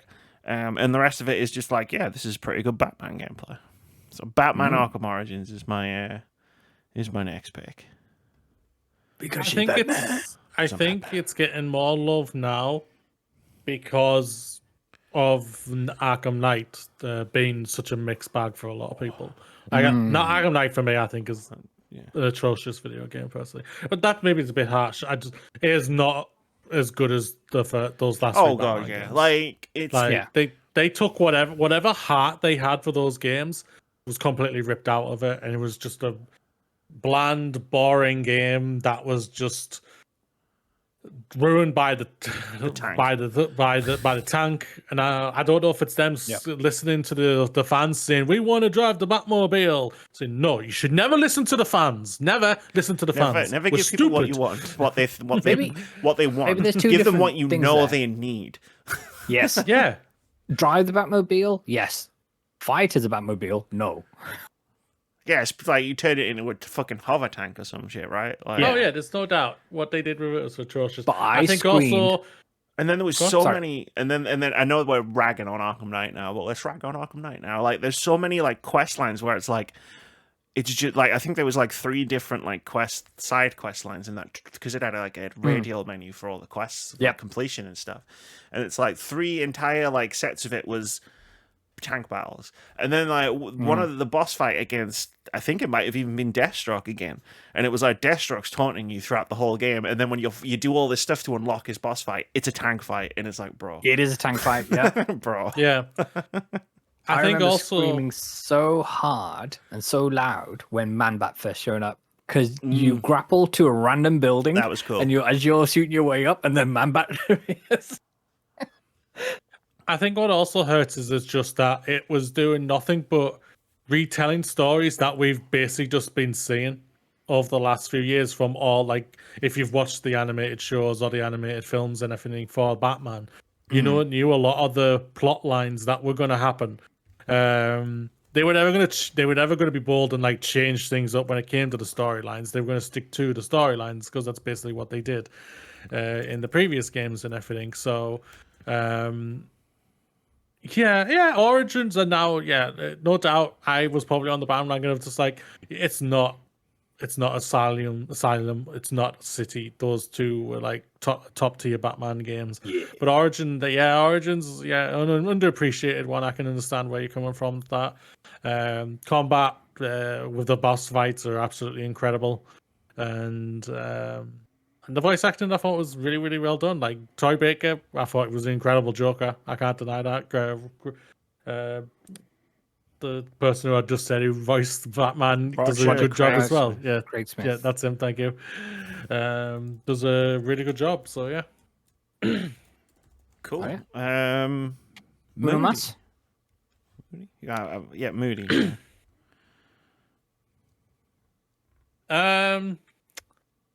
After the visceral for the game last year and everything like that, I'm going to shout out its predecessor, and even though it got a ton of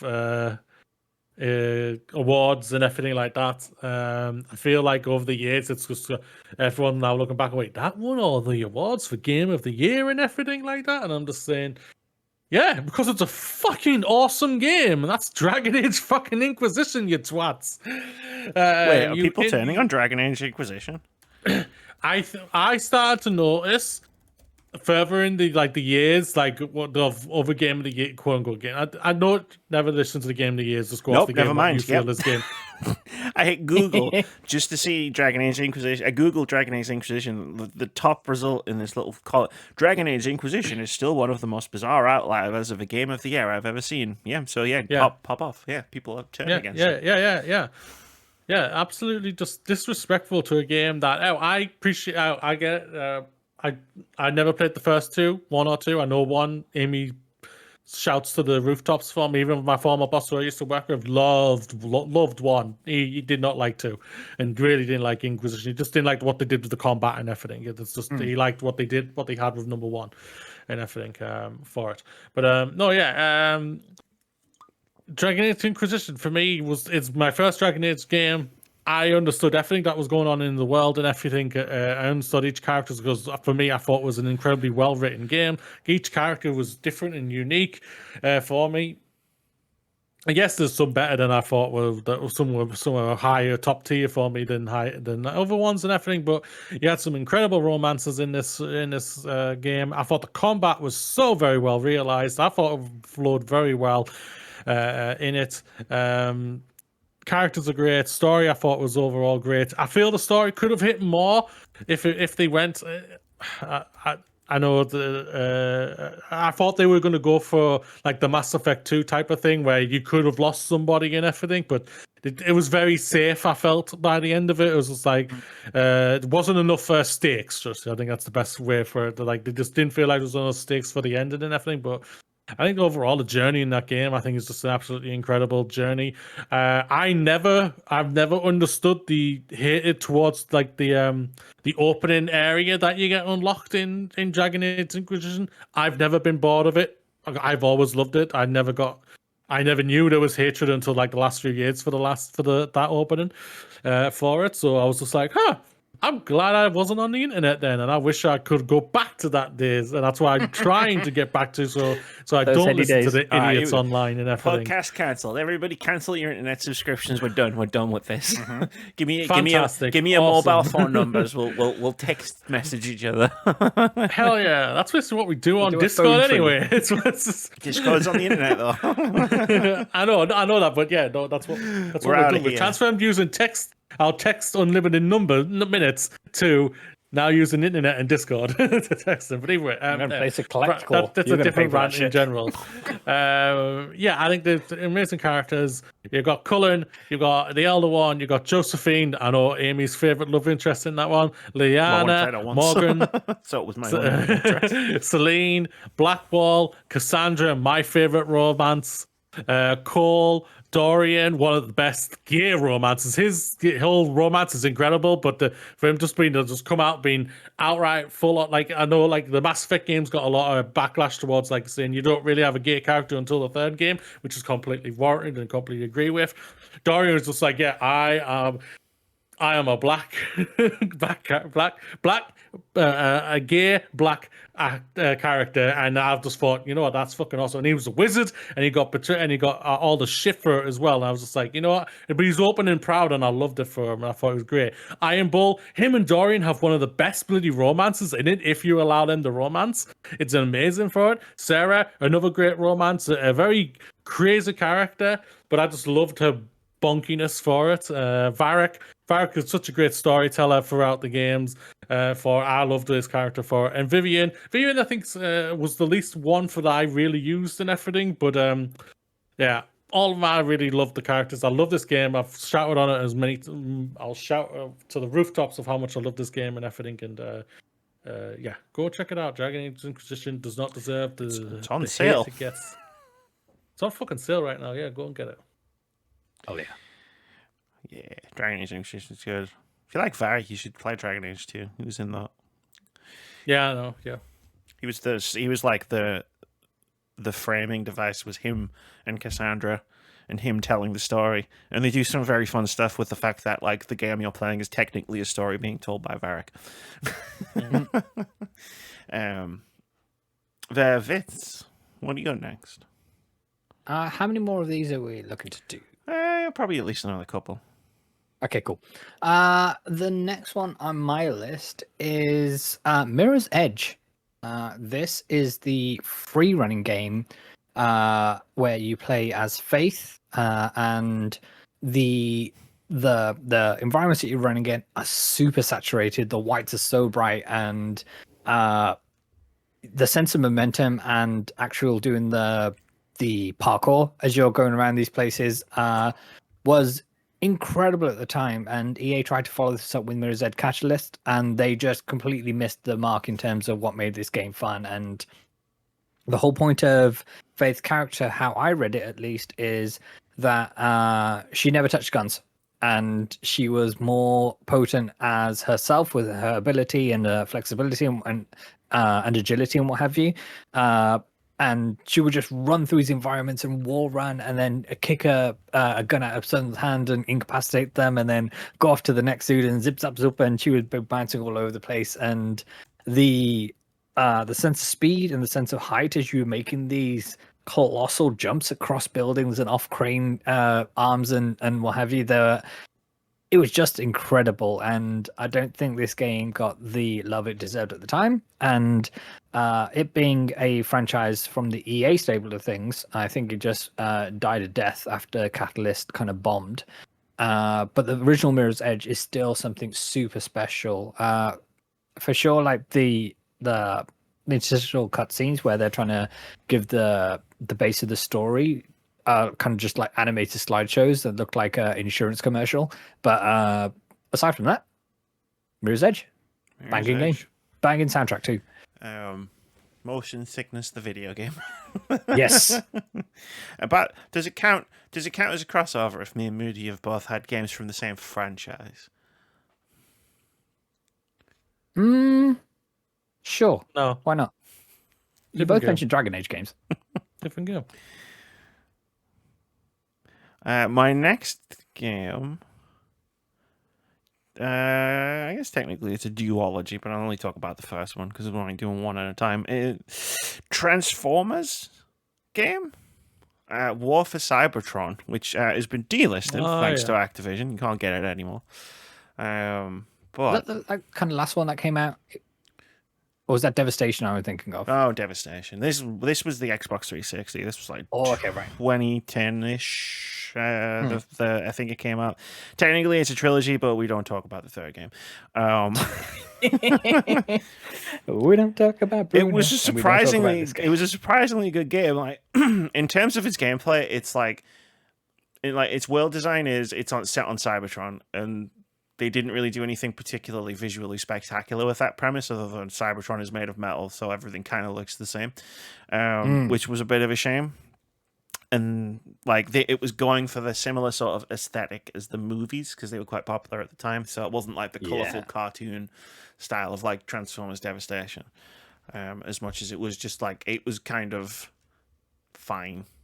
And it was kind of the same with the gameplay, where it's like, you're playing as the robots, they can transform into vehicles, not like Earth vehicles. Again, it was set on Cybertron, but the campaign itself was probably like the story was surprisingly good in both War for Cybertron and Fall of Cybertron. Like it was probably the best part of the game was actually the story, which was probably why it hits as like this big surprise, because it was like, wow, I'm actually really enjoying the narrative of these Transformers games. And like the campaign setup was you played the missions, you could play them in the campaigns in either order, but if you played like the Decepticon campaign and then played the Autobot campaign, it was like one long story, so it linked up, where it's like stuff that happened in this campaign affects the other campaign, and it's like, and then like this is the beginning, this is the end, and just the fact that you played as both the bad guys and the good guys was quite fun as well. But it was a surprisingly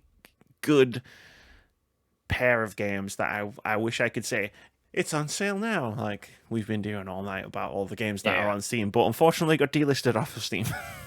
The only way you can play it is by finding used copies of it on Xbox or PS3. Thanks, Activision, you suck. Exactly. But these were surprisingly good games. Like I was surprised by how much I enjoyed. Again, the story of them. Like I enjoyed the story of the first one, and then when they did I remember when they did the trailer for this, for the second one. It was like it was like a narrative cinematic trailer, and like for a Transformers game. But like super cool, like like it had this cool song with it, and like the stuff that was happening, it's just like, yeah, fucking, let's go. I'm in. Let's fucking go. A Transformers game for the story. I'm in. Let's go. But yeah, Transformers. I think you'd enjoy Transformers 1. It was weird. So the games were actually there was a Transformers series, and I think I would enjoy Transformers 1. That's the like super The last film. That's like set way in the past of Transformers. The film last year, yeah. Moody, I'm right there with you. That movie is phenomenal. Even though it does have Scarlett Johansson in it, probably stealing the role of an Asian actor. But yes. But yeah, no. The one of the weird facts about these games is like there was a cartoon series that was like a sequel to them. I can't remember which one it was, but there was one of them. That was just a random fact. Or like a reboot of Gen 1. Kind of thing, yeah, because it was like followed on. So like when the game ends, it's like they escape Cybertron in the second game, and then it was like Transformers Prime, maybe. It was called, I think. But yeah, no, Transformers. Who knew? The Robots in Disguise had a good story in them. Robots in Disguise. Moody. South Park: The Fractured Butthole. A sequel that I think a lot of people did not. Yes, that's the second one. Yeah, sequel that came out of nowhere for I think a lot of people because the Stick of Truth I thought was an incredible fun little game, a great little turn-based combat. A funny, surprisingly good little story as well, funny as well. Obviously, the outlandish humor that is a South Park game and everything from the shows and everything.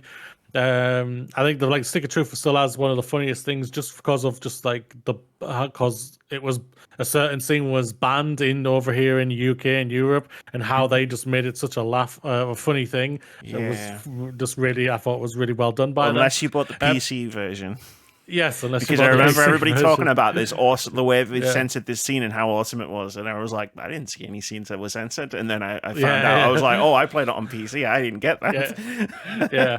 This was the latest hot coffee. Yeah, it was the hot coffee. Yeah, but no, yeah, it's a continuing. It takes what was the strong element that was the strong combat and improves on the strong combat even better. The first one was obviously all about knights and magicians, everything. Yeah. This was fantasy. This was all about superheroes and everything, and I think how they used that and the combat was just so smart and really funny, and I really enjoyed it. The story is also like the typical South Park story type of thing, outlandish, over the top, flamboyant, and everything. I get that some jokes don't work for people. I completely understand that. For that, but I've always enjoyed the two games, but Fractured Butthole I thought was just like, I think people always go to Stick of Truth because it was like the first game and everything. It was a surprise that it was good. Yeah. I think a lot of people was like, what are we gonna get here and everything, and it was a Ubisoft game as well, so who really knew? But that wasn't the Ubisoft of what we have now these days and everything. It was kind of like before the tilt, before the plummet off the mountain for them. But Fractured Butthole, really fun game, a lot of fun. Go and check it out. I think it's on sale right now on Steam as well. It's on sale right now. Yep. Oh, yeah. Go check that out. So here's my fun fact about Fractured Butthole.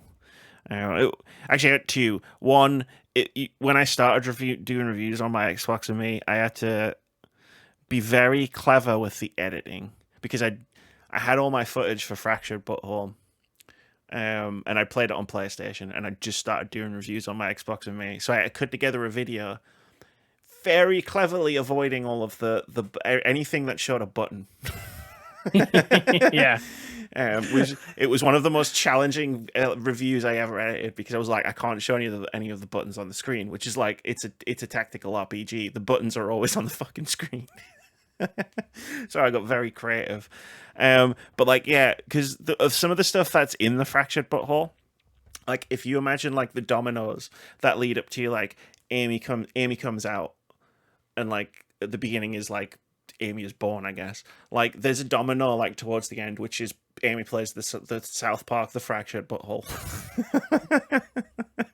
I'm not even kidding. There's a bunch of stuff in the game, and I was like, "Ooh, wow!" Ooh, and it's like, and it's like one of the last few dominoes is playing South Park, the Fractured Butthole, which is just, yep, that's the thing. I don't know. That's very interesting. Huh? Yeah. I've always thought about making a video about it, specifically like, because like you think about other ones, like other video games where it's like Celeste was like one of them, and it was like, yeah, obviously Celeste was one of them, but like one of them was South Park, the Fractured Butthole. Go figure that one out. Vitz. Hello. Second to last one. Second to last one. The title I'd like to discuss next is Dirt 3.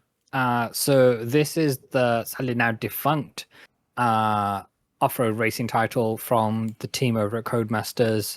And Dirt 3 was the reinvention of the franchise. So Dirt 1 and Dirt 2, they were branded as Colin McRae titles. And sadly, we lost Colin McRae to a terrible helicopter crash. And Dirt 3 was the follow-up, and they rebranded it and centered the franchise around Ken Block, who sadly we have lost as well. And this time to a snowmobile accident. And the vibes of this game were perfect. The soundtrack was all licensed music, and it fit the tone brilliantly. The UI elements and how that game just flowed from menu to menu to menu was stunning, and it's iconic. The gameplay is very much plays the same as even like Dirt 5, which was the last Dirt game to come out, kind of thing. The gameplay is it is what it is, but the events themselves are so much fun, and that introduced Gymkhana events. So Ken Block was most famous for his YouTube antics of doing Gymkhana. So he would take his rally car and send it around bustling cities, doing drifts and donuts and what have you around real world obstacles and things like that. And yeah, Dirt 3 was a vibe, and it was perfect for the time, and they had a really touching tribute to Colin within that game as kind of like the final credits rolled as you got through the career, as it were. But yeah, Dirt 3 is a very, very special game, and it's one that I hold to my heart very dearly. Nice. That's cool. Yeah. I don't have any that's cool. funny anecdotes about Dirt 3. Sure. It wasn't a domino. I thought you was going to ask, why didn't they call the sequel to Dirt even dirtier? I thought that's where your mind was like going. dirtier, dirtiest. Rub some dirt on it. Filthy. Exactly. I think it's a little bit funny of just like sorry for going in there. No, it's fine. Yeah. Obviously the Amy, I don't believe you know Vitz, but I know Amy does know. Like, one of the games that helped me realize my sexuality and being pansexual was Life is Strange: True Colors. And I just think it's funny that one of the games that I've picked has also kind of helped Amy realize who she wanted to be and everything, and I didn't even realize that. So that's like, and I just think it's really funny that It's never really come I think it's I a don't very think it's ever fun really come up, coincidence. yeah, with the South Park game. But yeah, it was an interesting. It was just it was funny. It's a funny part of my journey. But okay, I've got two more left. I want to try and use the second one. I'm trying to line up a shot here because I got called a contrarian at the beginning of this podcast, and I'm trying to I'm looking into Vitz's soul. I'm looking into Moody's soul. Actually, I'm trying to look at the reflections on both of your glasses to see if I can see your list. Like, I got to call a shot. I can do that if you want. That doesn't help. That's worse. I got to call a shot here and try and grab something that was on one of your two lists. And I think I've only got one. I think I've only got one contender on my list for that. So I'm gonna try and call it. Second to last one. Judgment. Yes. I've got two other games that I'm going to talk about, but it was on my list. Amy is Annie Potts. Who Sniped it. I sniped it. See, I'm not a contrarian. I mean, I'm not. The parameters were set. I picked a game. Moody has it on his list. was that originally on your list? Yeah, it's in the middle. Okay, yeah. It's between Batman: Arkham Origins and Resident Evil 3 Nemesis. Awesome. But yeah, Cause Judgment was on my list. Like, everybody's on about Yakuza's having this big popularity surge, and everybody's like, Yakuza's great, play Yakuza. And I'm like, yeah, it is. I'm not here to deny that, but Judgment is also great, and it gets left out of the conversation a lot as a spin-off to Yakuza. And when I say spin-off, I mean like it plays the same as the Yakuza games, like the before it turned into an RPG. It's in the world. It's in the universe. It's the same world. It's the same universe. There's crossovers, like with characters. There's crossovers with locations. And Judgment is like, it probably like it. I mean, it's still weird and wacky when it wants to be, but it is the more serious, more like darker toned. Like, that was like the thing with the spin-off of, it's like it's a bit grittier. Like, you're not playing the Yakuza. You're not playing the Yakuza guy who with the heart of gold who runs an orphanage in his spare time. It's like, this guy's like a detective. Like the first game is like solving the case of a serial killer who like gouges people's eyes out with an ice pick.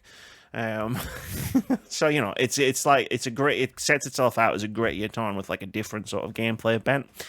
But saying that, he's a skateboarding kung fu detective who was also a lawyer.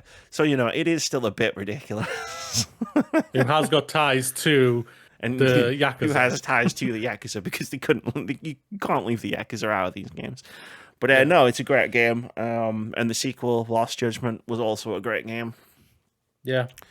But like Judgment is like it was a top 10 game for me the year it came out, which I believe was 2018. Yes, 2018. Nice. Best credit sequence.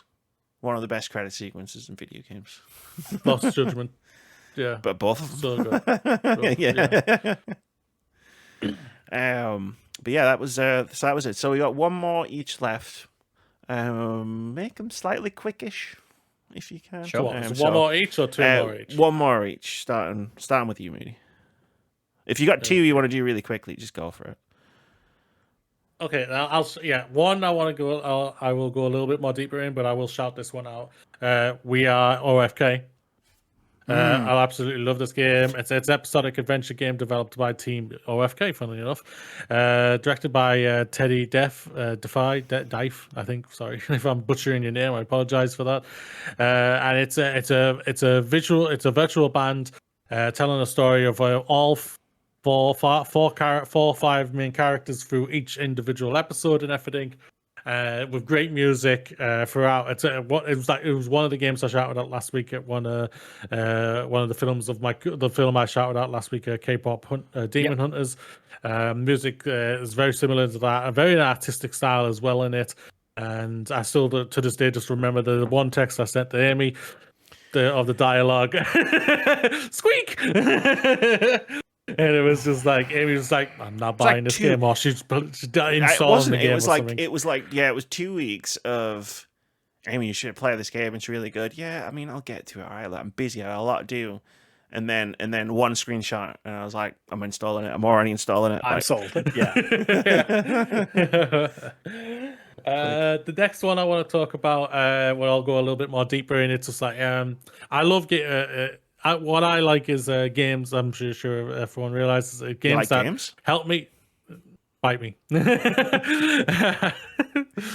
hours, I'll be able to. And that one, me as well. I like games that make me play as someone or relate to someone who I'll never be able to relate to. Like Vember, I'm a white pasty white dude, but I understood and really connected to the story from Vember and everything, even though I'm a pasty white dude, not an Indian immigrant or anything like that, and whatnot. And I just loved learning about other cultures and everything. This game here helped me, and Amy, you don't know this, okay? So I just want to state this. This game helped me understand Amy, especially when Amy came out. For it. Amy doesn't even understand Amy. What game is this? I need to play it. You know the game I'm going to tell you, and that's Tell Me Why. Game is obviously it. You've got a trans man in the game, along with his sister. It is a deeply dark story. I will not deny that and everything like that. And I can understand if anyone does not want to play the game because it goes into a lot of the that's fair to say transphobic hate and into it. But I think it helped me understand that Amy even better. Just of this is what she's going to go through and everything for the rest of life, and how can I be a better friend to help her in that way and everything. And I feel this game does that and shows you incredible people who try and help people in any type of form in that. And Tell Me Why I think is an incredible 3-episode game from Don't Nod, even though I was giving them hate this one earlier on for it. Just all jester for that one. But Tell Me Why I think is a game I think deserves all the love and everything like that. And yeah, I think it helped me to understand Amy even better. Damn. I feel like I can't be mean to Moody for the rest of the week now. That's it. You can't follow that up, right? I feel like what am I gonna I'm gonna make fun of him now? Now? No, I can't do that. Amy gets on Reddit. Am I the asshole? Just a link to this podcast episode.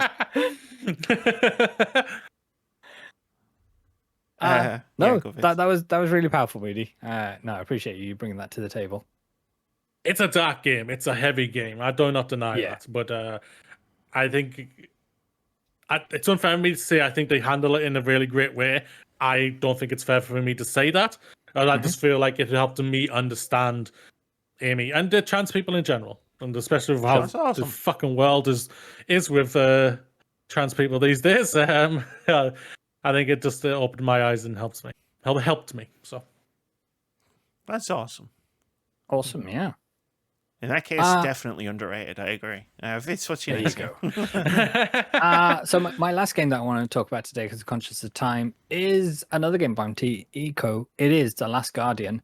I think with the tortured development cycle of this game, everybody wrote this game off, and for sure there's some bits which feel old, and then you'll get to the next scene of the game and it'll play like a modern game for no apparent reason other than, you know, development was restarted kind of like 2/3 of the way through.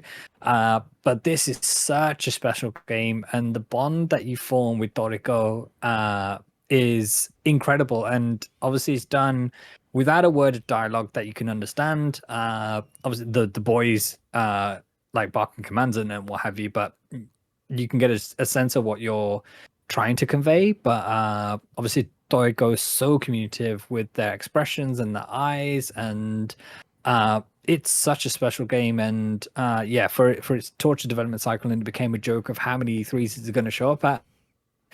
It didn't for a while. It came back, I believe, in 2016. It popped up out of the blue. It opened the one with everybody Final lost their Fantasy. mind. Yeah, I think, or the one after. Yes. Yeah. 2016.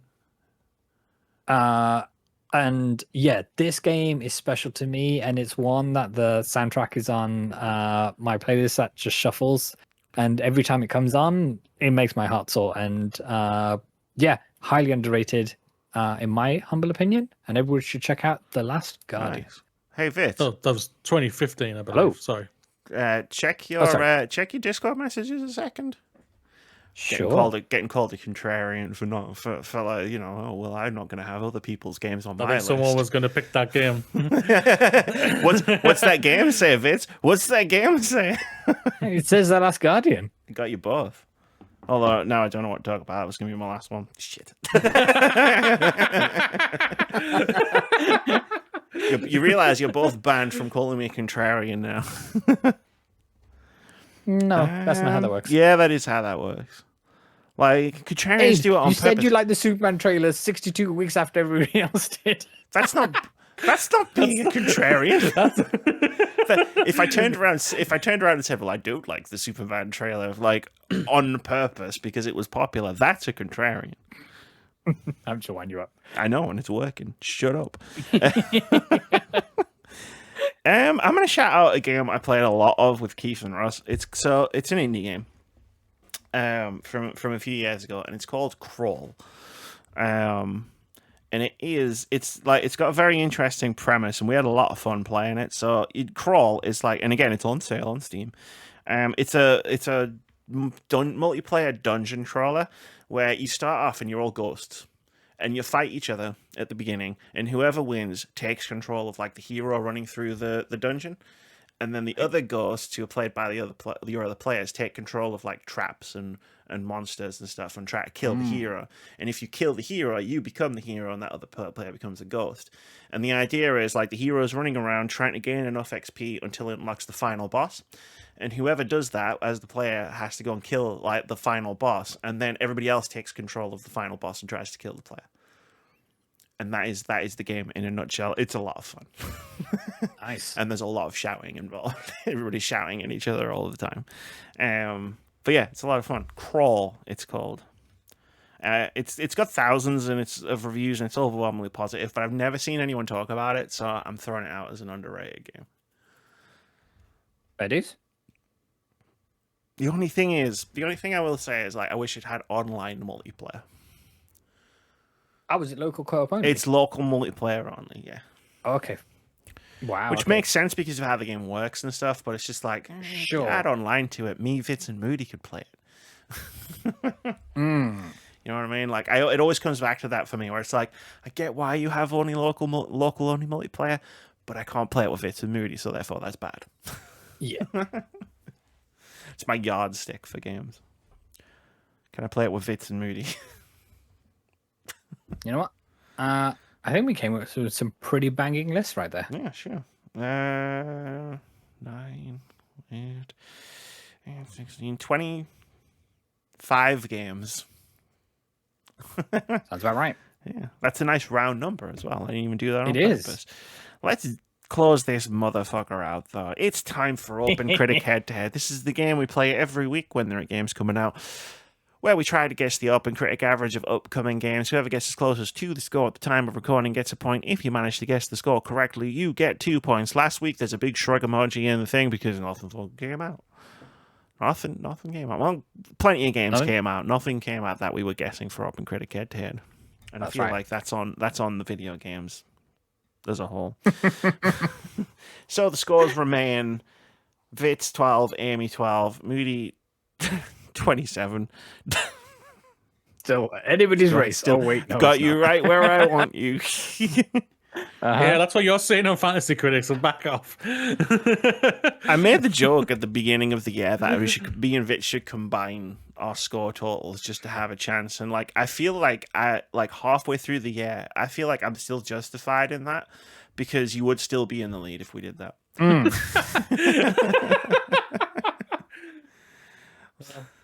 I feel like it should be Team Moody, who is just Moody, and then me and Vitz will come up with a team name for ourselves. Yeah. Team Stop Moody. It's got a ring to it. You know what? I don't hate it. A minute. I'll edit the document later. We've got one What are we game. picking this week, Ames? We've got one game to guess this week. It is Tony Hawk's Pro Skater 3 plus 4. And Tony it Hawk's is Pro Skater 7. Moody on deck to go. Yeah, it's Tony Hawk's Pro Skater 7. And it's Moody to go on deck first. It's like Metal Gear Solid Triangle. I'm only going to call this game Tony Hawk's Pro Skater 7 from now on. Jesus. The thing is, no one's going to get that joke. That sounds like their problem. It's not an obscure joke. The title is 3 plus 4. I'm just reading that part. Yeah. Excuse me.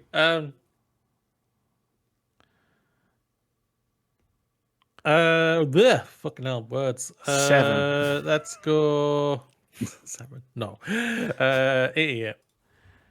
Oh yeah, never fails. Never fails. I believe it's me to go next, so it's interesting. People love Tony Hawk's Pro Skater 3.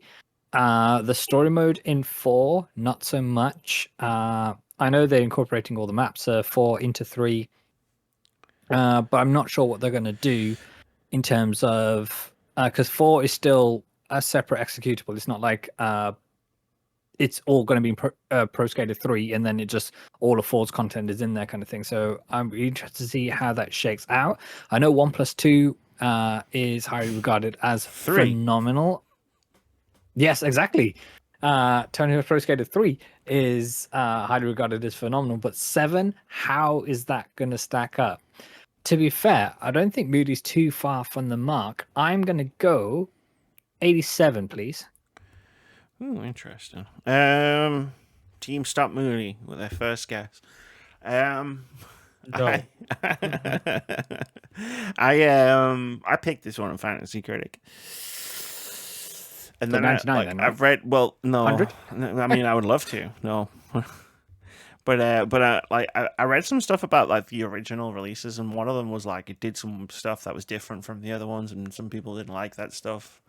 Like, and I tried to read it, but then it explained what the stuff was, and was like, I don't know anything about skateboarding. Like, yeah, this was the problem that people had with Tony Hawk's Pro Skater 4 at the time, and how the story mode was just complete rubbish. yeah, I didn't understand what they were talking about. So like, whatever. But it makes me want to go a bit lower than I otherwise would have gone. So I'm gonna go with 83. Nice. Team Stop Moody, you got 2 guesses on the board. Camping out the low ground.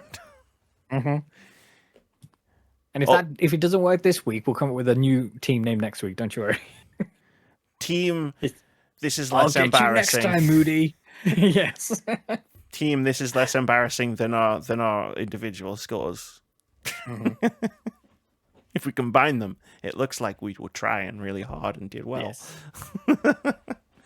It also just prompted me to look up Fantasy Critic because I remembered I'd been on Silent Hill last week and I I did not check to see if I got it, and I did get it. Nice. Moody, you know what time it is? Is it time for me to come and pick you up? It's Tuesday. You know what that means. Howdy diddly do, everybody. We're starting the podcast again. Hello, everybody. Be proud you made it. Another day is behind you. Another week has passed. But do you want to know what else you have? It's a future that's all yours to decide. Let it fly, your heated fury, because it's time to party. We all welcome each other from far and wide. We'll be helping each other out all the way. Go live your best life. It all starts from level 1. Go now, high five that sky, live long and prosper, roll into them titties, the journey is yours, and it all starts now.